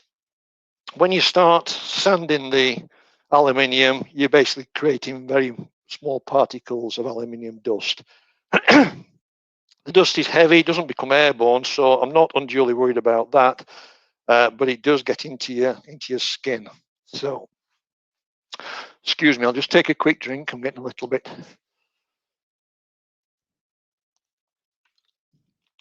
That's better. So I've got some dedicated abrasive which I use only for the aluminium work. It stays in its separate bag.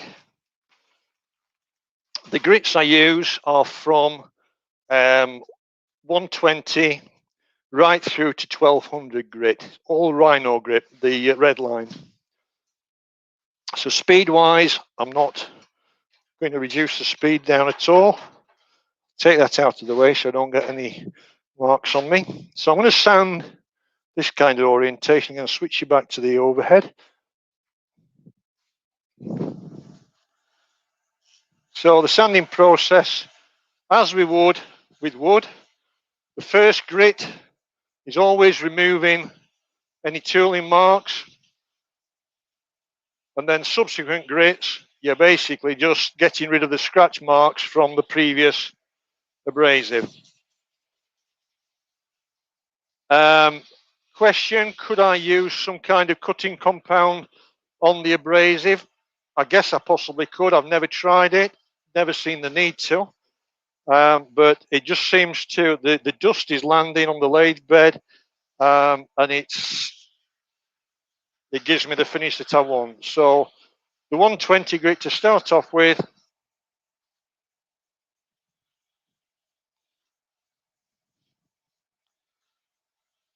Tidy up that bit around the finial, which wasn't quite running perfectly true, but I think we'll get away with it.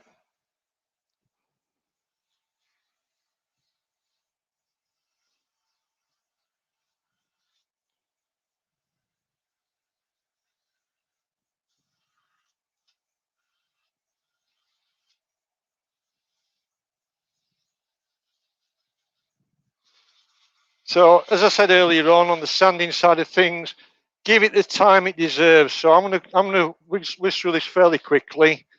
I'm reasonably happy with the 180. There's the 120, so I've gone to 180. I'm getting right in there to the edge where the finial seats onto the collet chuck.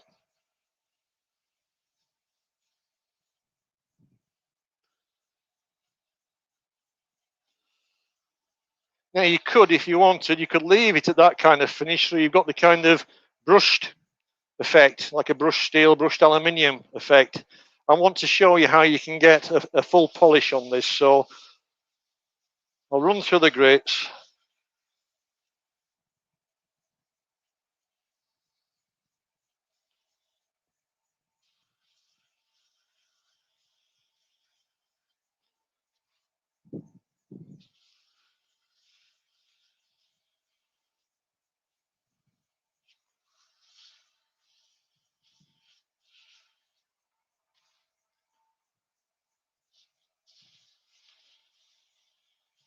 So we're up at, this is the 400.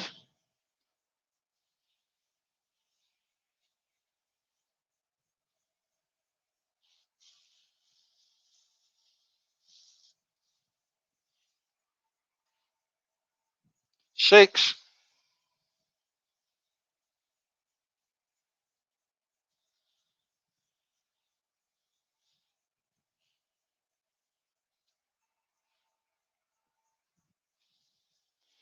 And 8.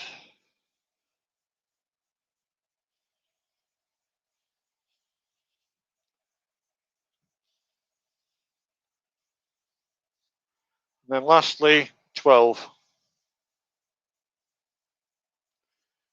So we're not quite at a polish. It's still got a sort of satin appearance to it. So what we now do is, some of the older generation watching tonight, you might remember when you used to have chrome bumpers on your cars. Autoso chrome polish, metal polish. So it's a cutting cream. So a little on the cloth. And you'll see it turn black, and that is basically the surface of the aluminium being cut away.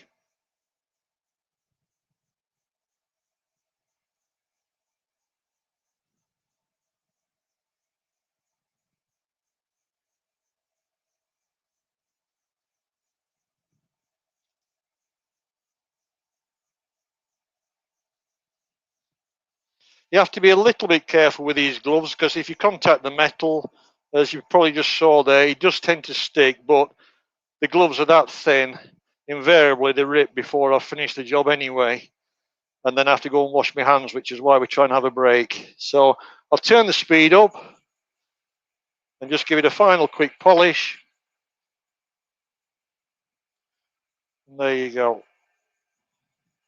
So that's just using the Auto Sol polish. Right, Terry, at that point we will take a break while I just get myself sorted out. So should we have 5 minutes? Yeah, brilliant, mate. Absolutely. Is that okay? So yeah, absolutely fine. You take a break, mate. Go and get yourself cleaned up, grab a drink, and we'll see you back here in 5 Should we minutes. just have 5 minutes? 5 minutes? Yeah. Absolutely Excellent. perfect. Cheers. Thank you. Coming next on Conkers Live. Hello, good evening and welcome to the Scottish Highlands. My name is Gary Lowe and I shall be doing the next Conkers Live for you on July the 14th. So if you'd like to come along and join, I shall hopefully be turning for you something similar to what I've got on the left hand side here. An open hollow form with some colour, possibly some texturing, and involving some alternative materials as well, just to jazz it up a little bit. So set it in your diaries, July the 14th, next Conkers Live, me, Gary Lowe, and yourselves. Hope to see you all there soon. Cheers!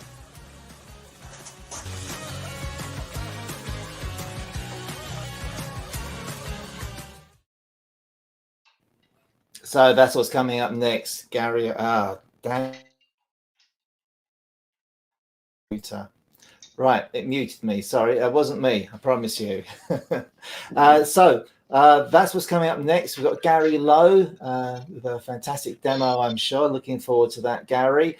And woe betide you if anything falls off your lathe, because there won't be any fun being made of you there at all, I'm sure. Just need to mute Rick again. He's busy working in the background there.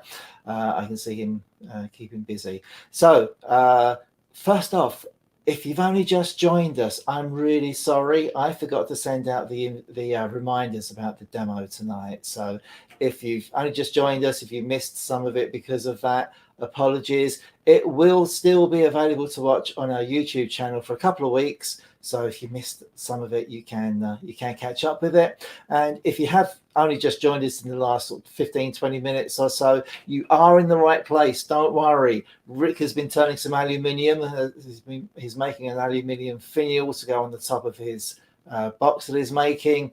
He will be coming back to the timber in a minute, so don't panic about that. A couple of questions that came in about using cut and polish on the aluminium finial. It might work, but I would probably, you probably could use it. Yeah, I'm not sure how effective it would be. Burnish and cream would probably work as pretty good instead of the Sol stuff. Teacup might be just a little bit too harsh. I'm not sure. You'd need to try it and be prepared to sort of clean it all off and go back to it afterwards. Jennifer's asking me, how long am I going to keep the Conkers Live on YouTube for? I don't know if you mean how long each demo stays on for. The answer to that is it stays on for 2 weeks and then we remove it. Out of fairness to the demonstrators, these guys, this is how they earn their money, and all the demonstrators that we're working with, and even those we're not working with, obviously, have lost a huge chunk of their income by not being able to get out and give demos to clubs. So one demo for Conkers Live isn't going to replace that lost revenue for them. Hopefully it helps a little bit, but the idea is that it gets people out in front of the audience and gives them an opportunity to promote themselves and hopefully pick up some more demos. I was speaking to Kirsty Dalton earlier today, and I know that she's got a demo as a result of doing our Conkers Live a couple of months ago, so that was more than worthwhile for her, and we're really delighted about that. We see Conkers Live as an opportunity to support the demonstrators as much as bring you guys some fantastic demos out there. If your question, Jennifer, was how long are we going to keep the whole thing running for, we're committed to keeping it going till the end of the year, and I'm sure we'll be popping up again even past that. It really depends. All the time people are out there watching, then we'll carry on with it. So we're committed to the end of the year, that's for sure. So there'll be more and more coming up. I've done a quick costume change, as you might have noticed. It's like going to a Cher concert, isn't it? You know, this she goes off stage for half an hour, comes back in a different outfit, does 2 songs, and then goes off and changes again. I'm not going to be doing that, and I'm not going to be singing either. Certainly not here anyway. But yeah, just a quick promo for the wood turning weekend. We're still hoping we're going to be able to do that in September, and we're hoping some of you are going to come and join us. It is a ticket-only event for lots and lots of reasons, but you will need to get your ticket in advance. Please don't just turn up on the door. And if you want to know more, here's the place. Visit us at woodturningweekender.co.uk or follow us on social media for all the latest Northern Invasion news. There you go. So Wood Turning Weekend, woodturningweekend.co.uk. You can sign up for our bulletins about the weekend and get all the information. Nathaniel, you go to woodturningweekend.co.uk. There are links in the bits underneath here. Neil, she probably is a bit older than me. Probably not by much. She's certainly slimmer and better looking, but we won't go into that. Right. So what else do I need to tell you about? Did I apologise to people who are only just joining? So I forgot the reminders. I think I did, didn't I? So that's perfect. Next month, Gary Lowe. So set that in your diary. Make sure you've got that. We'll be coming up with that later. We'll be switching over to Zoom later if time allows. Rick, despite promising not to do a Richard Findlay on us, has overrun slightly, and he's going to be sorry, I'm trying to read the comments as I'm reading the chat as I'm going. I really shouldn't do that, should I? So yeah, we are running a bit behind schedule. It's not a problem for us. I hope it's not a problem for you either. So we will be switching over to Zoom at least for a while, if time allows. So the link for that will be coming up in the chat very soon, if we can, if we've got time there. Okay, Stephen. Yeah, pole dancing. Please, can we not talk about pole dancing anymore? And Nathaniel, Nathan asking where will the wood turning weekend be? It's down in Canterbury in Kent. It's the north. It's the north invading the south, so that's the plan now. A couple of quick hellos out there. I'm not sure, Cassie, if you're out there. Hi, we exchanged a few emails today. Another Kirsty Dalton fan. I know she enjoyed the demo recently, and also Martin. Thank you very much for your email today and responding in such a positive way. And there's a reason why I've mentioned both these people at the same time. I will be putting you in touch with each other very soon. So it's great. We're getting lots and lots of new turners coming along, newbie turners, people just starting out on their wood turning. I hate the overuse of the word journey, but it fits. So yeah, great to have so many new people out there, and great to have so many experienced and seasoned turners out there as well. I hope you're enjoying it. Frederick, the tickets for the weekend are not yet on sale. We've taken the decision because we just cannot be certain that the event will go ahead. There's sadly still so much uncertainty around. We just don't know. We're working as if it is. We're doing everything we can to make sure that it does from our side. But of course, there are lots and lots of things going on in the world that could stop us from doing it. We don't want to be in a situation where people are buying tickets from us. Thank you if you do, but we don't want to be in a situation where we're selling tickets for an event that we can't be certain is going to take place. So what we're asking people to do is, again, via the website, woodturningweekender.co.uk. I wish I could say that. If we could, we're just asking people to register their interest. As soon as tickets are available, you will be emailed in the order in which people register, and you'll get the opportunity to buy your tickets before they go on general sale. And it may well be that the pre-registered interest will make the tickets sell out before we put it on general sale. So make sure you get there, register your interest. Lots and lots of you I know rolled your tickets over from last year. Thank you so much for doing so. That helped us out immensely. not financially, it's just the sheer work involved in doing all the refunds. It was very complicated. The first option for people was always to have a refund if they wanted to. There was never any quibble about that. And rest assured that should we sell tickets this year and the event has to be postponed again, we're going to refund every ticket that we've sold, and we're going to start from scratch next year because it's just going to be a whole lot easier. Yeah, John, the North of England show in Harrogate has been cancelled, unfortunately. That won't be going ahead this year. But yeah, hopefully we'll be back next year. Yeah, we just don't know. We just don't know. So I'm just padding while I'm hoping that Rick is pretty much ready. I can see something on the lathe there. Rick is going to be one of our Northern Invaders later in the year. So he's traveling down to Canterbury for us, along with Emma Cook,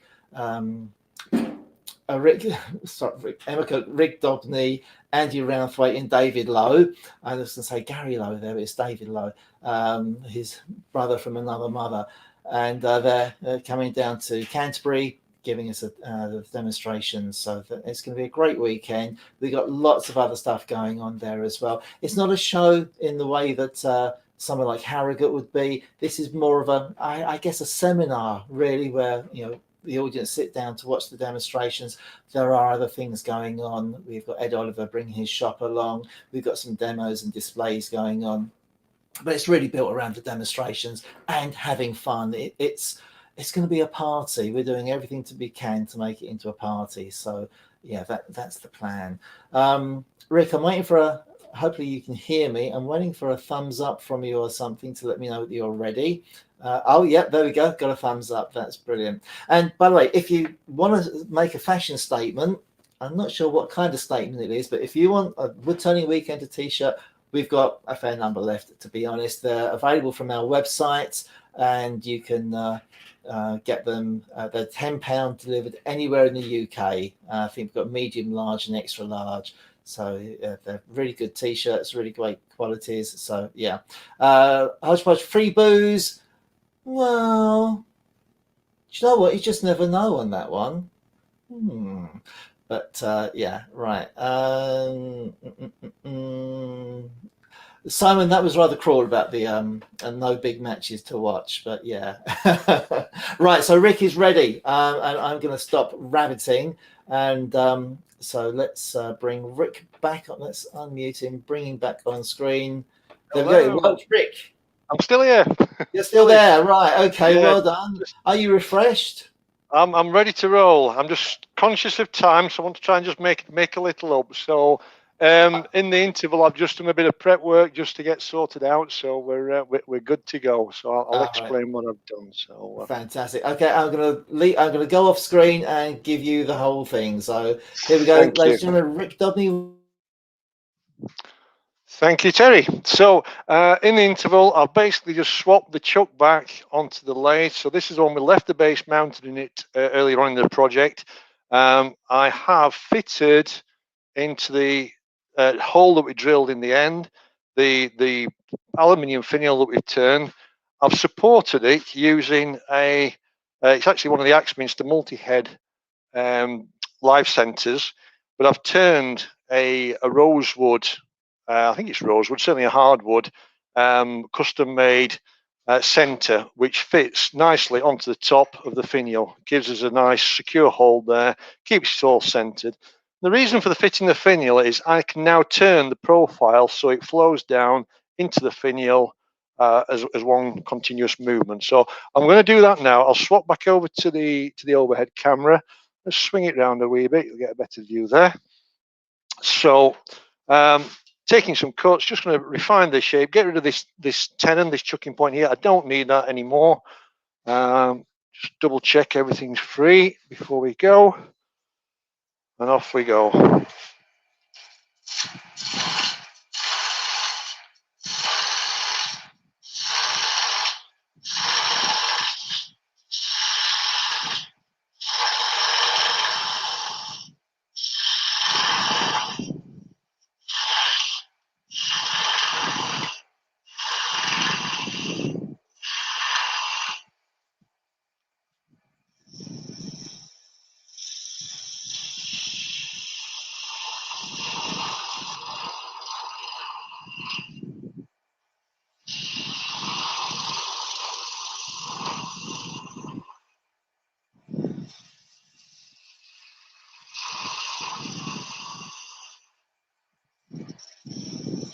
So I'm just trying to pick up the line and create a nice sweeping profile that's going to marry up with the finial.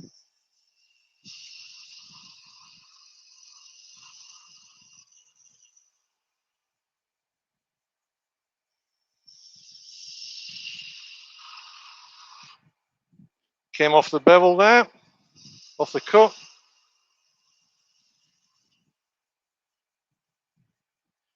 So I can feel that I've still got a couple of millimeters to go. As I'm cutting here, I just want to take care because I don't want to come into contact with the metal. And put some nice scratches down it.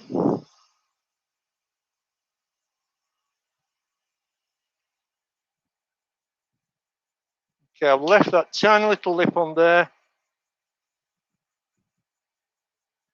That will sand away, so I'm going to leave that bit there to refine the rest of the shape.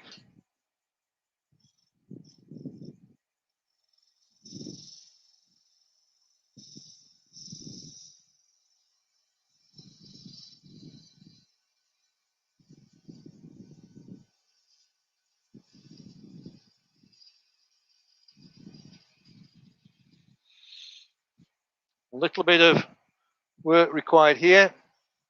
So rub the bevel. I'm looking at the horizon.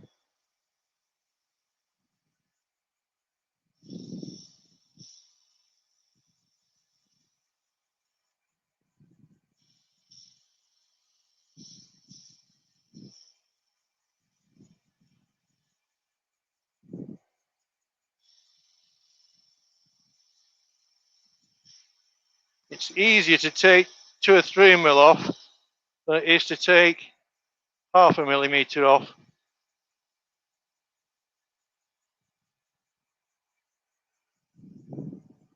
Okay, so I'm happy with that profile. I'm now going to just stop the lathe. I want to sand and just fit the finial. Looking at that, I think we should be okay. That's a good tight fit on there. I'm going to swap the center that I used. Just move over to the one-way live center. It's got a cone on it there, so it just fits nicely into that 8 millimeter hole that I drilled. It allows me now to sand all this profile.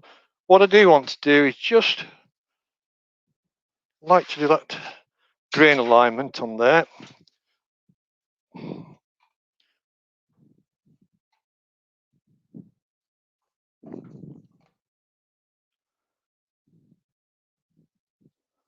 No, it's 360, there we go. So we've got a nice tight joint there.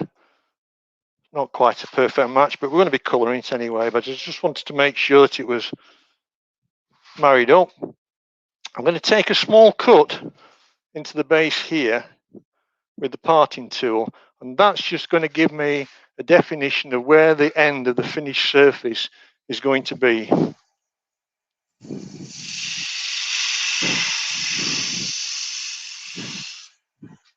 That's just created a tiny little recess, a tiny little cut underneath where the foot's going to be. I know that's as far as I need to finish this outer surface. When I reverse it, I can then finish the underneath without worrying about the finish I put on the outside. So I'll switch the extractor on, turn the speed down, too fast for sanding there.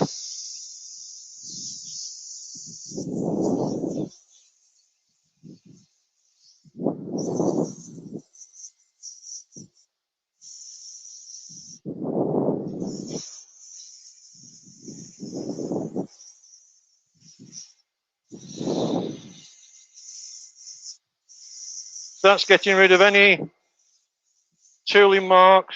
I'm just going to size that top. I can use the abrasive on there. It didn't need much. I just want to make sure that's a good fit.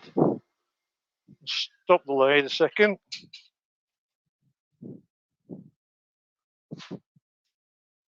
Still a little bit too big, so just a fraction more abrasive on there.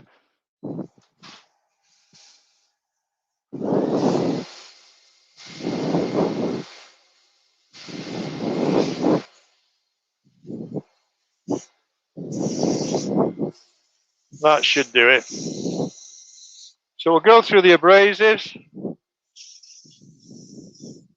Again, spend the time on this. We don't want to cut corners. I'm just rushing through this bit just to catch back a little bit of time. I'll take this down to a 320 grit.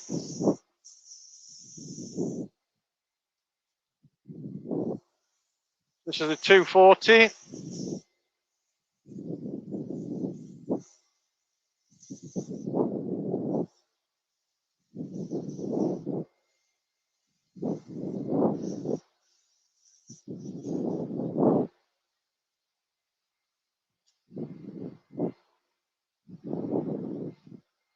And 320.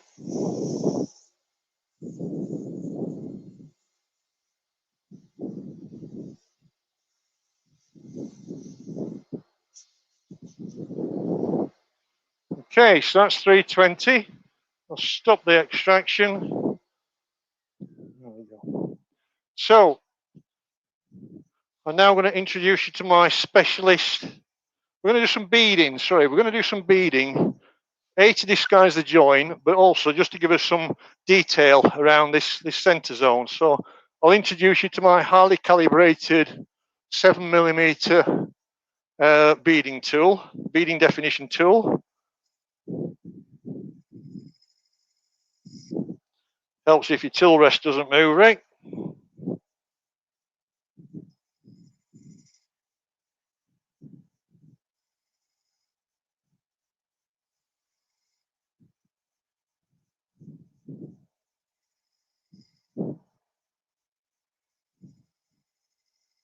There we go. So we'll just put five beads, is a nice odd number. So I'm going to initially just define them with the skew chisel. So 1 point on the skew, a little bit more speed on there.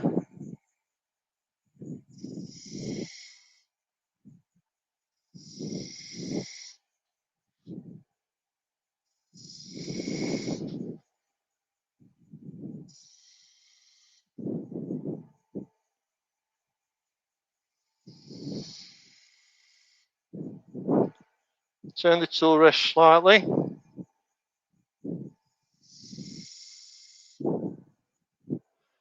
Okay. So the tool I'm going to use for this, just the standard beading and parting tool.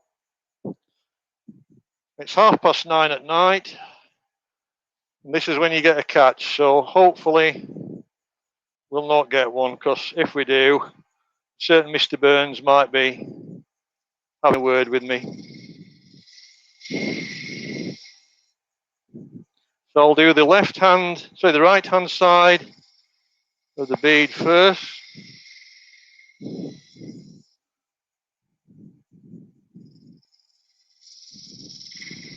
Just rolling the tool over.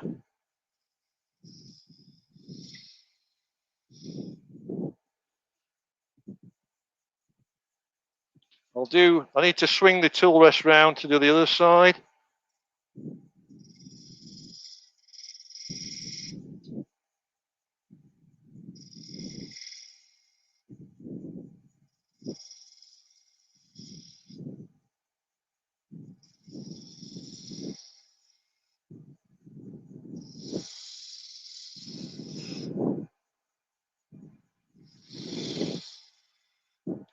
Take a little cut here. Take a matching one here. I'll go left-handed. So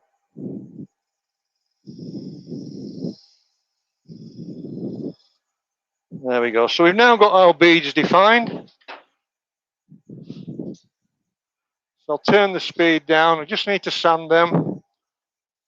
So I can run the abrasive into the beads, just into the grooves. I've started with 240. I'll pop a bit of extraction on there still. If you go with too heavy and abrasive, all you'll do is just flatten off the top of the beads. And that's not what we're trying to do here. So just take the bit of time. As I said before, spend more time in your own workshops, get the best result you can. I'm just trying to show you the process here. So that's 240. Little 320.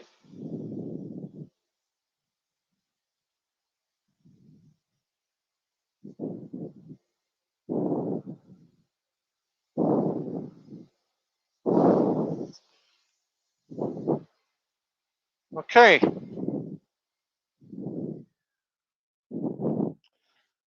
So there's our beaded box now. So what we're going to do now is we're going to have a bit of fun with some colours. I am not, and I never claim to be a colouring expert. That's your next meeting with Mr. Lowe. So he's the man for the colours. All I'm doing here is a bit of basic airbrushing. What am I putting that on there? I don't want to put colours on that one, do I? Wrong board. Here we go. I'm gonna have a bit of fun, just flashing some colours onto the piece. I'll extend the tailstock just to hold it all. So I've got my nice defined area that I'm going to work on. The airbrush kit that I'm going to use, as I say, it's just cheap and cheerful. It's a kit that I bought, again, I can't remember, probably about, certainly less than £100 for 6 airbrushes. That gives you an idea of the kind of calibre of kit. It's just some basic airbrushing for flashing some colour onto work. So we're going to start off and we're going to put some purple onto the body of it, but I don't want to have the purple soak into the beaded area. So what I'm going to do, just start off with, not going to spray, but I'm going to put some, I could have, if I had a liquid one rather than aerosol, I could use that. I'm just going to put some some acrylic sealer just onto the beads, onto the beaded area. I should have used my other hand, shouldn't I? Would have made life a lot easier for me. So all this will do is just stop some of the spirit dye from soaking deep into the fibres. So when I sand it, after I've sprayed the purple on there, it will come off relatively easy. Yes, I could probably use a little brush or a little foam applicator, but these are going to go in the bin anyway, so it's not the end of the world. I've got a little bit on there which I shall just sand off so it doesn't affect the colour distribution. But we're not looking for an absolute precise science. It's more a case of just getting some colour into the piece. So let's remove that. Okay, that will dry pretty much immediately, but we'll give it a little bit of assistance.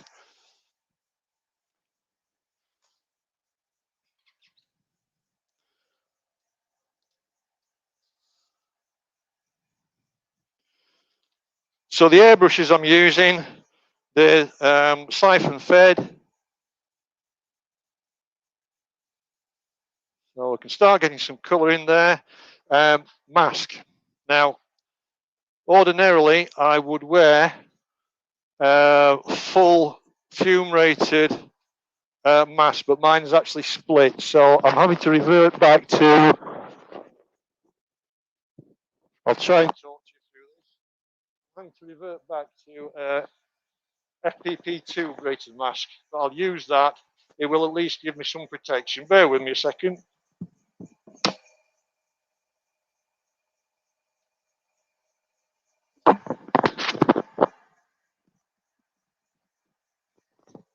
Okay, hopefully you can still hear me through the mask.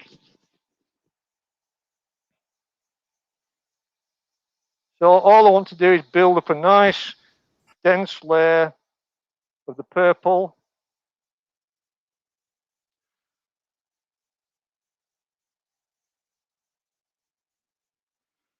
let it dry a little.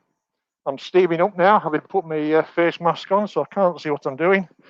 I think I'm pointing to the right direction. Turn the speed down a bit.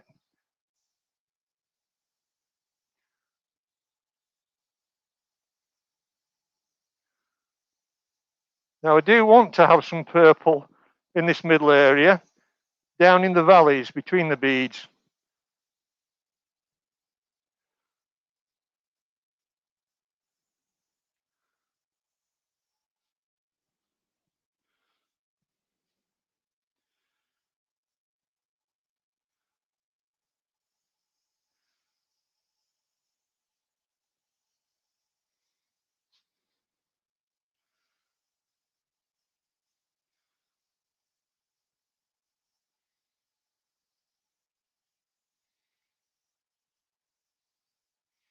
So we've got a nice depth of purple there, I think. I can't see because my glasses have steamed up.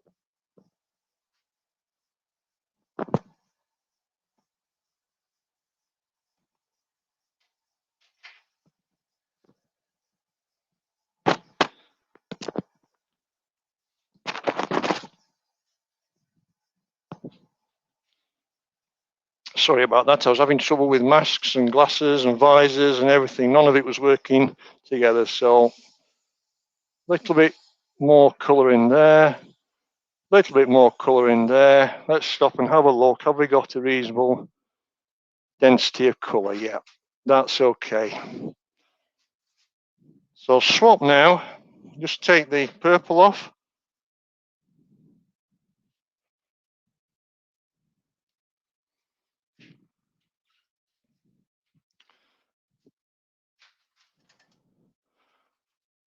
Give it a little bit of assistance with my hairdryer. So it's a 2-speed heat gun. Just put it on the lower speed. And it's really just to allow me to blow away some of that. Just dry off some of that wetness on the middle bit on the bead so I can approach it with the sandpaper. If it's still wet, all it'll do is clog up. It won't come away on the abrasive. I can tell it's still a little bit wet, just coming off on the back of the glove.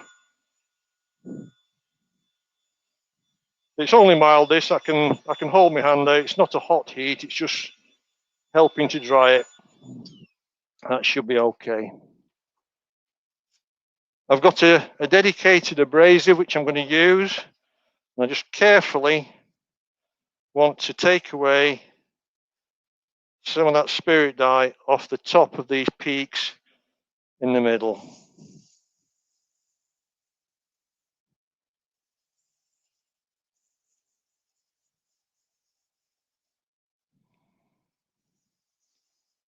Don't want to end up going over onto the other areas.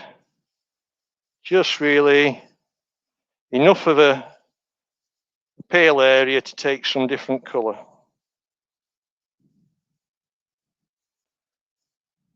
Right, Terry, quick one for the audience. First person to call out 2 complementary colours. Let's see if they're still awake.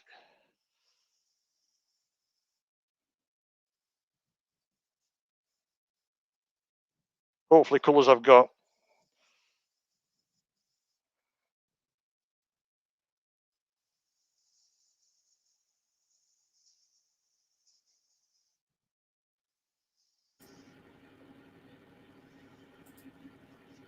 Okay, lots of colours coming in there, Rick. Hopefully you can hear me. Yep. Purple and gold. We don't really have a gold unless you're going into the metallic paint, so that's not going to work. I haven't got any metallic. Go on. Red and purple. You've already got purple. I think we've got red. Yeah, red, yellow, and purple. Purple and silver. Not going to do silver. Blue and yellow. Red and green. Red and green. Red and green. I've done a red and green before. Let's go for that one. Okay, there we go. So red and green it is. That's Robin Williams' request. So there you are, Robin. You weren't quite the first one there, but yeah, I think they'll work really nicely with that. So, okay, so what we'll do is we're going to go for some red in the middle. quite a nice dense red, and I'll just sort of feather it out towards the edges a little bit. And then we'll have the green.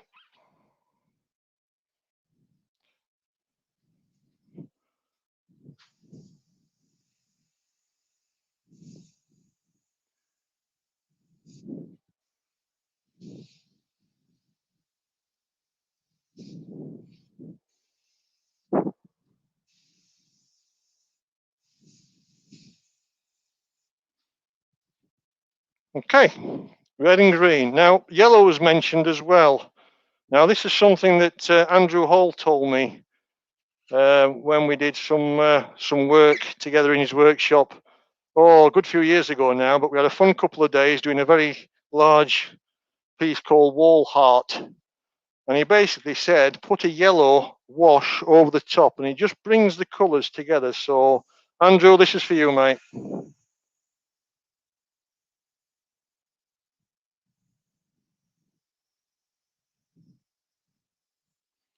Just running it all the way through the colours. There we go.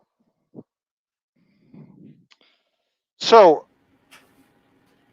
what I would ordinarily do at this stage is allow that to thoroughly dry, then apply the sanding sealer. So I put the acrylic sanding sealer onto there, and then we can put either a satin or a gloss acrylic lacquer on the top. So the final thing I want to show you is just the reversal, so we can deal with the foot and just finishing that off. So what I'm going to do is I'm going to part through underneath there. I can take the lid off. I don't need to worry about that now. The lid's actually a nice fit. If I wanted to adjust the fit of the lid onto the base, I could do it at this stage before I change the rotation of that tenon. If that wanted a slight bit of adjustment, I could do that, but I'm quite happy with it as it is. So I'll swing the camera over a wee bit more. There you go. So I'm going to take a cut underneath.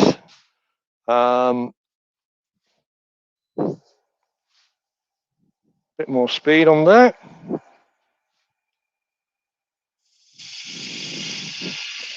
So I'm just going to take a cut straight through now.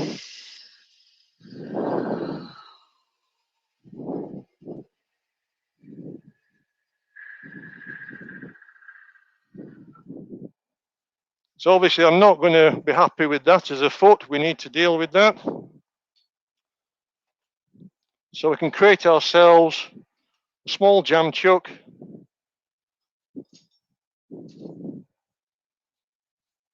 I'll stop the lathe a moment. We can measure across the tenon, so that's 65.91.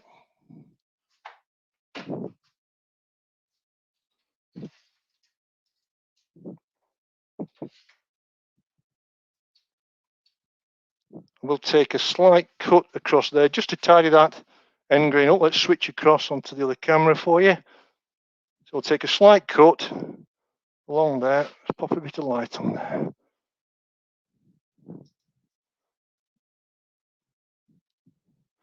It's just getting a bit dusk here and a little shadowy in this corner of the workshop. So, okay.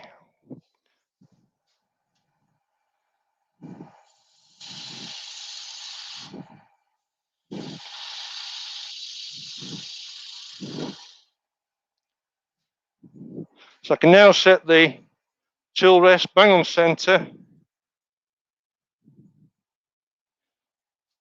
I can use the vernier gauge, the long point. Left hand point is contacting, never the right. That slipped. So we can see left hand point is contacting, and that should just give me enough to make a little jam chuck just to hold that base. So I can drop the tool rest. Again, I'll take a cut at an angle, so I'm not going straight in. I'll take a cut at an angle.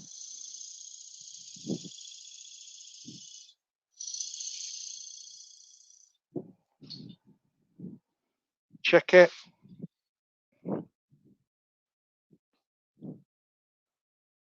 Nearly there. I'll go a little deeper.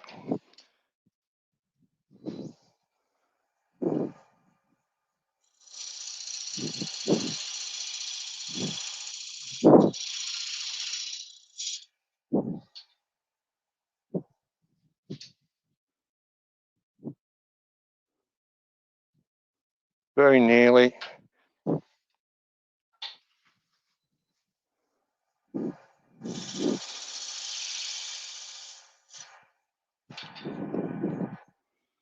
It's one of those cuts again. Nearly, nearly, nearly.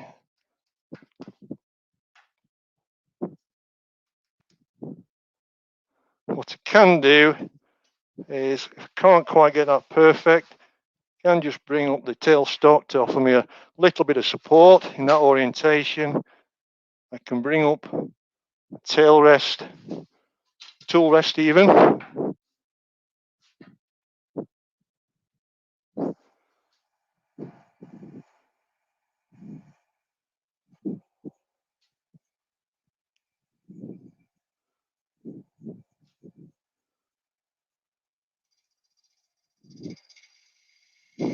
So I want it with anything like this, slightly concaved, so it always sits on the rim, never on the centre bit. So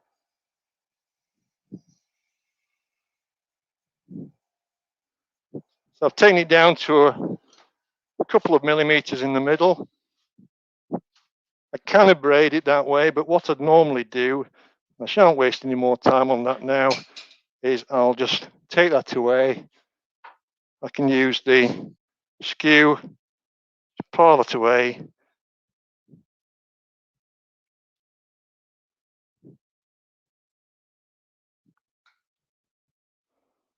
Oh, the anticipation, come on.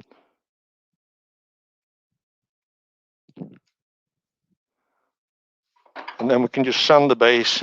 I've got a little sanding arbor which I generally use. It fits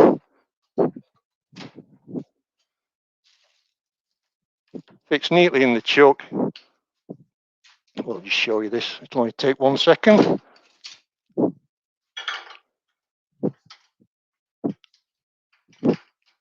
So it fits neatly in the chuck.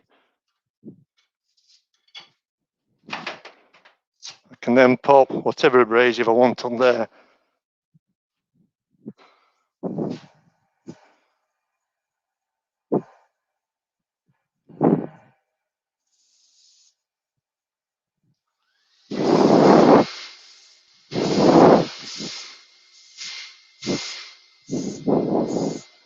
And then just work through the grits.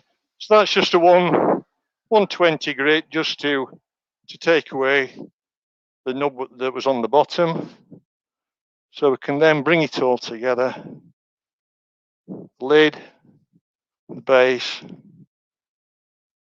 and the finial, and one finished box. So I'm only 20 minutes over, Terry. Absolutely no problem, Rick. Absolutely there no we problem. go. So, as I say, it's still a bit wet, so you know my hand marks are on it now. But ordinarily, I would leave it to dry thoroughly, and then put the other finish on there, the sanding seal, and then a satin or gloss to whatever you taste, and that will give you a nice little project. So, hopefully, it's given people a bit of insight, a few ideas, something that they can do differently. Just showing the basics about how I turn aluminium using the wood turning tools, and just some of the basics that you need to be able to do it effectively and safely. So yeah, hope it's been some fun for folks. Yeah, perfect. Rick, would you like to put your finished box sort of very up close to the camera so people can get a closer look at it? Yeah, I'll just, or maybe one of the previous finished ones. Best camera one. Well, there's the finished box. It's got my fingerprints on it now because it was still wet. That proves it's yours. It's definitely mine, yes, yeah. But you can see the process that we've been to get there, and you can see the flow of the finial into the lid of the box as well. I will just take my gloves off because they've got all sorts of nasty on them now. Yeah, that's the problem with gloves. It just transfers everywhere. Oh no! And here's one of the finished ones that's had a satin acrylic on there as well. So a very similar design, similar colours in fact. So well chosen. And Robin chose the Robin, colours yeah, on thank you, Robin. So yeah, I think it works well with the purple. Red was a very popular choice, though. Frederick was certainly keen in it. Oh, yeah, and that's how it comes apart. So a nice tight fit. So it just holds the. These have actually moved again. These were demonstration pieces that, as I said earlier on, ideally you would leave them to sort of stabilize before you do the final fit of the lid and base, so you don't get that movement. But you know, these are demonstration pieces that I've done on other dates, on other occasions. Yeah. Well, the feedback coming in is the comments coming in is very positive. Everyone's enjoyed it. I'll pick out a few names, sort of at random. Nigel, Steve Robbins, lovely demo, great, lovely job, great demo. Frederick Dave, very good indeed. Gary Lowe, great job, Rick, an entertaining evening. So there you go, Gary. That's thank you, Gary. Next time. Look forward to yours next time. Yes. Stuart Farini, great project, Rick. Love the shape and the colouring. Thank you, Stuart. And yeah, it's very interesting. Eros, first class, Rick, and thanks to Terry. Oh, you're welcome. I'm reading these as they come through. Barry Chitty, interesting demo. Keith, enjoyable project. So would the spigot on the aluminium be slightly longer to fit in the Collet Chuck? It's 8 millimeters. It fits okay. I did try them initially shorter. You've got a little bit quiet there, Rick. Sorry, apologies. I moved my microphone so you didn't hear me taking a drink there, Terry. So yes, some of the earlier ones, yes, I made that mistake. I did actually have the spigot on the aluminium too short, and it didn't grip. So I do find that about 8 millimeters is generally okay. I think it flicked out of the collet on this occasion because I was just a little bit too aggressive on that cut. But generally, I find that 8 millimeter insert into the collet works sufficiently to hold that particular project. But yes, it is important. You can't get away with like a 4 or 5 millimeters. It will just wobble and come free. Yeah. Okay, fair comment. Thank you very much. Yeah, more positive feedback coming in. I don't think you can see the chat where you are, can you? No, I can't, I'm afraid. So I can't see whether it's good, bad, or what, I'm afraid, Terry. So I'll take your word for it. Thank you. It's all good. You've inspired Gil Clover. I think they are inspired. Charles Ridley, very interesting demo. Thank you. Trevor Huntley, good demo. Rick, thank you.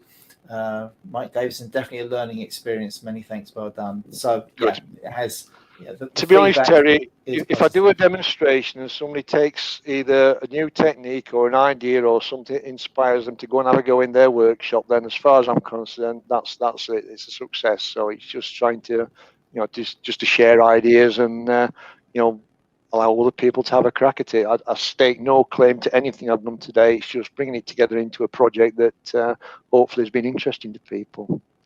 Well, that's right, and I hope people will go away and have a go at this. So with or without the aluminium on the top, because although that sets it off very nicely, obviously not everyone's going to have access to it at the moment. So it is available on eBay. If anybody fancies it, have a look on eBay. I've typically bought the 1/2 meter sticks. They're about a tenner for a 1/2 meter stick. That was 19 millimeter diameter that I used. And that was the 63 T6 grade one that I use today. So it isn't expensive, and if you make a hash of it, there's no great loss. The only thing I would stress is use that protection on your hands, because if one of those shards comes off, it will lacerate your skin very quickly. Those gloves are a cut rated 10, which will mean something to people in health and safety, but they're cut rated 10. So I think there's Teflon or Kevlar or goodness knows what in there. But don't cut corners. It will come keen if you do it with bare hands. Yeah, definitely. It's like steel wool was very, very dangerous to cut by hand. So it really does make really is important. Someone's asked, could you have used the tip of the aluminium from center? I'll read that again. Could you have turned the tip of the aluminium from center to outside, so pushing towards the collet chuck? Yes, I did. I turned uphill. Right. Turn both ways. Obviously, there's no grain in the aluminium, so you can cut both ways. Let you into a little secret. The tool was starting to go off a bit, and the right hand cutting edge just right of the tip was a bit sharper, so I was getting a better finish cutting down. But that was the only reason I did that, because this tool it's still got some cutting edge on that point. But it'll cut either way. Yeah, all right, brilliant. Peter White didn't realise you could use wood turning tools and aluminium, so there we are. And I hope some of you have been inspired to have a go at what Rick's been doing tonight. And if you do, either send me the picture of it, and I'll pass it on to Rick, so I know he'd like to see that. And or better yet, put it up on our Facebook group if you're into Facebook, or even on Instagram. Make sure you tag us or put it in our Facebook group, Conkers. The links are down below. Just click on the link, and that will take you to our Conkers Facebook page. I know a couple of you joined tonight. Thank you very much for that. Do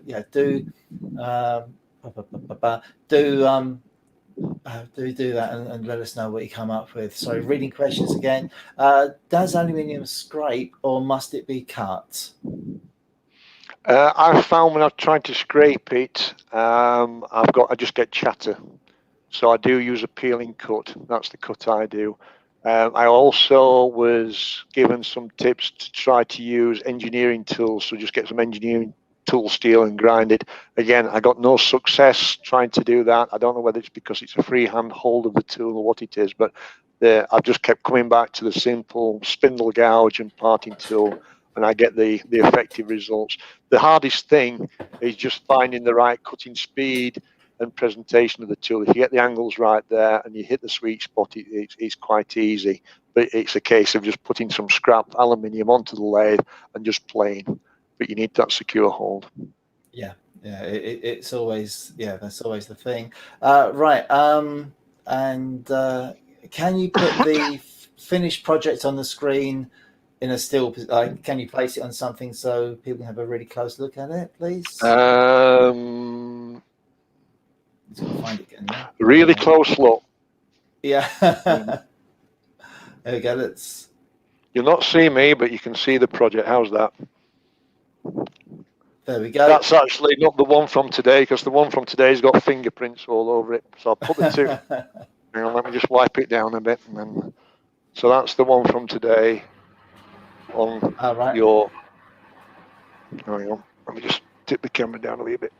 Perfect. How's that? Thank you. Yeah, great. Absolutely great. So that's today's, and that's the one that was properly finished without wet hands. All right, super stuff. All right, well, thank you very much, Rick. I'll let you go. Are you gonna cross over and join us on Zoom? I'll pop across for a bit, see if there's anybody there for a chat. That'll be nice. Okay, fantastic. Yeah. Our thanks, as always, to Paul Hannaby, the AWGB, for allowing us to use their Zoom link. Rick, I'm going to take you off screen so that you can. Can I just say a quick thank you to Mr. Burns as well, who's been helping out, feeding information into the chat today. So thank you, Carl, for that. Appreciate it. Thank you, Carl, for keeping everything ticking over. It's been very helpful. That's been super. Rick, I'll catch you over on Zoom if I can get myself in there, and speak to you very, very soon. I'll take you off screen. Make my goodbyes. Thanks again for a great demo. Really, really has gone very well. Cheers. Excellent. Thank you. Okay, and that's Rick gone. So he's now fighting with the cameras to get himself onto Zoom. I'm going to do much the same thing in a moment. I'll cross over there, probably spend 10-15 minutes there. I'm not going to stay too long. Been a long day, and I hope you've all enjoyed the demo tonight. The feedback has been absolutely super, so I'm sure that everyone has enjoyed it. And don't forget, if you need to, it's on It'll be on our YouTube channel for another couple of weeks, so you can go back and watch it again if you need to. Catch those little bits you may have missed. Watch me fluff my lines and do all sorts of things. So it's all there if you want it. So lots of interest shown in the Wood Turning Weekenders tonight as well. So thank you very much for that. There will be some information coming out on that again very, very soon to let you know what's going on. In the meantime, thanks very much for joining us tonight. I hope you've enjoyed it. We'll be back next month with Gary Lowe. Don't forget, looking forward to that one. Always enjoy working with Gary. So we'll see you maybe over on Zoom. And if not, I'll see you next time. Take care. Bye for now.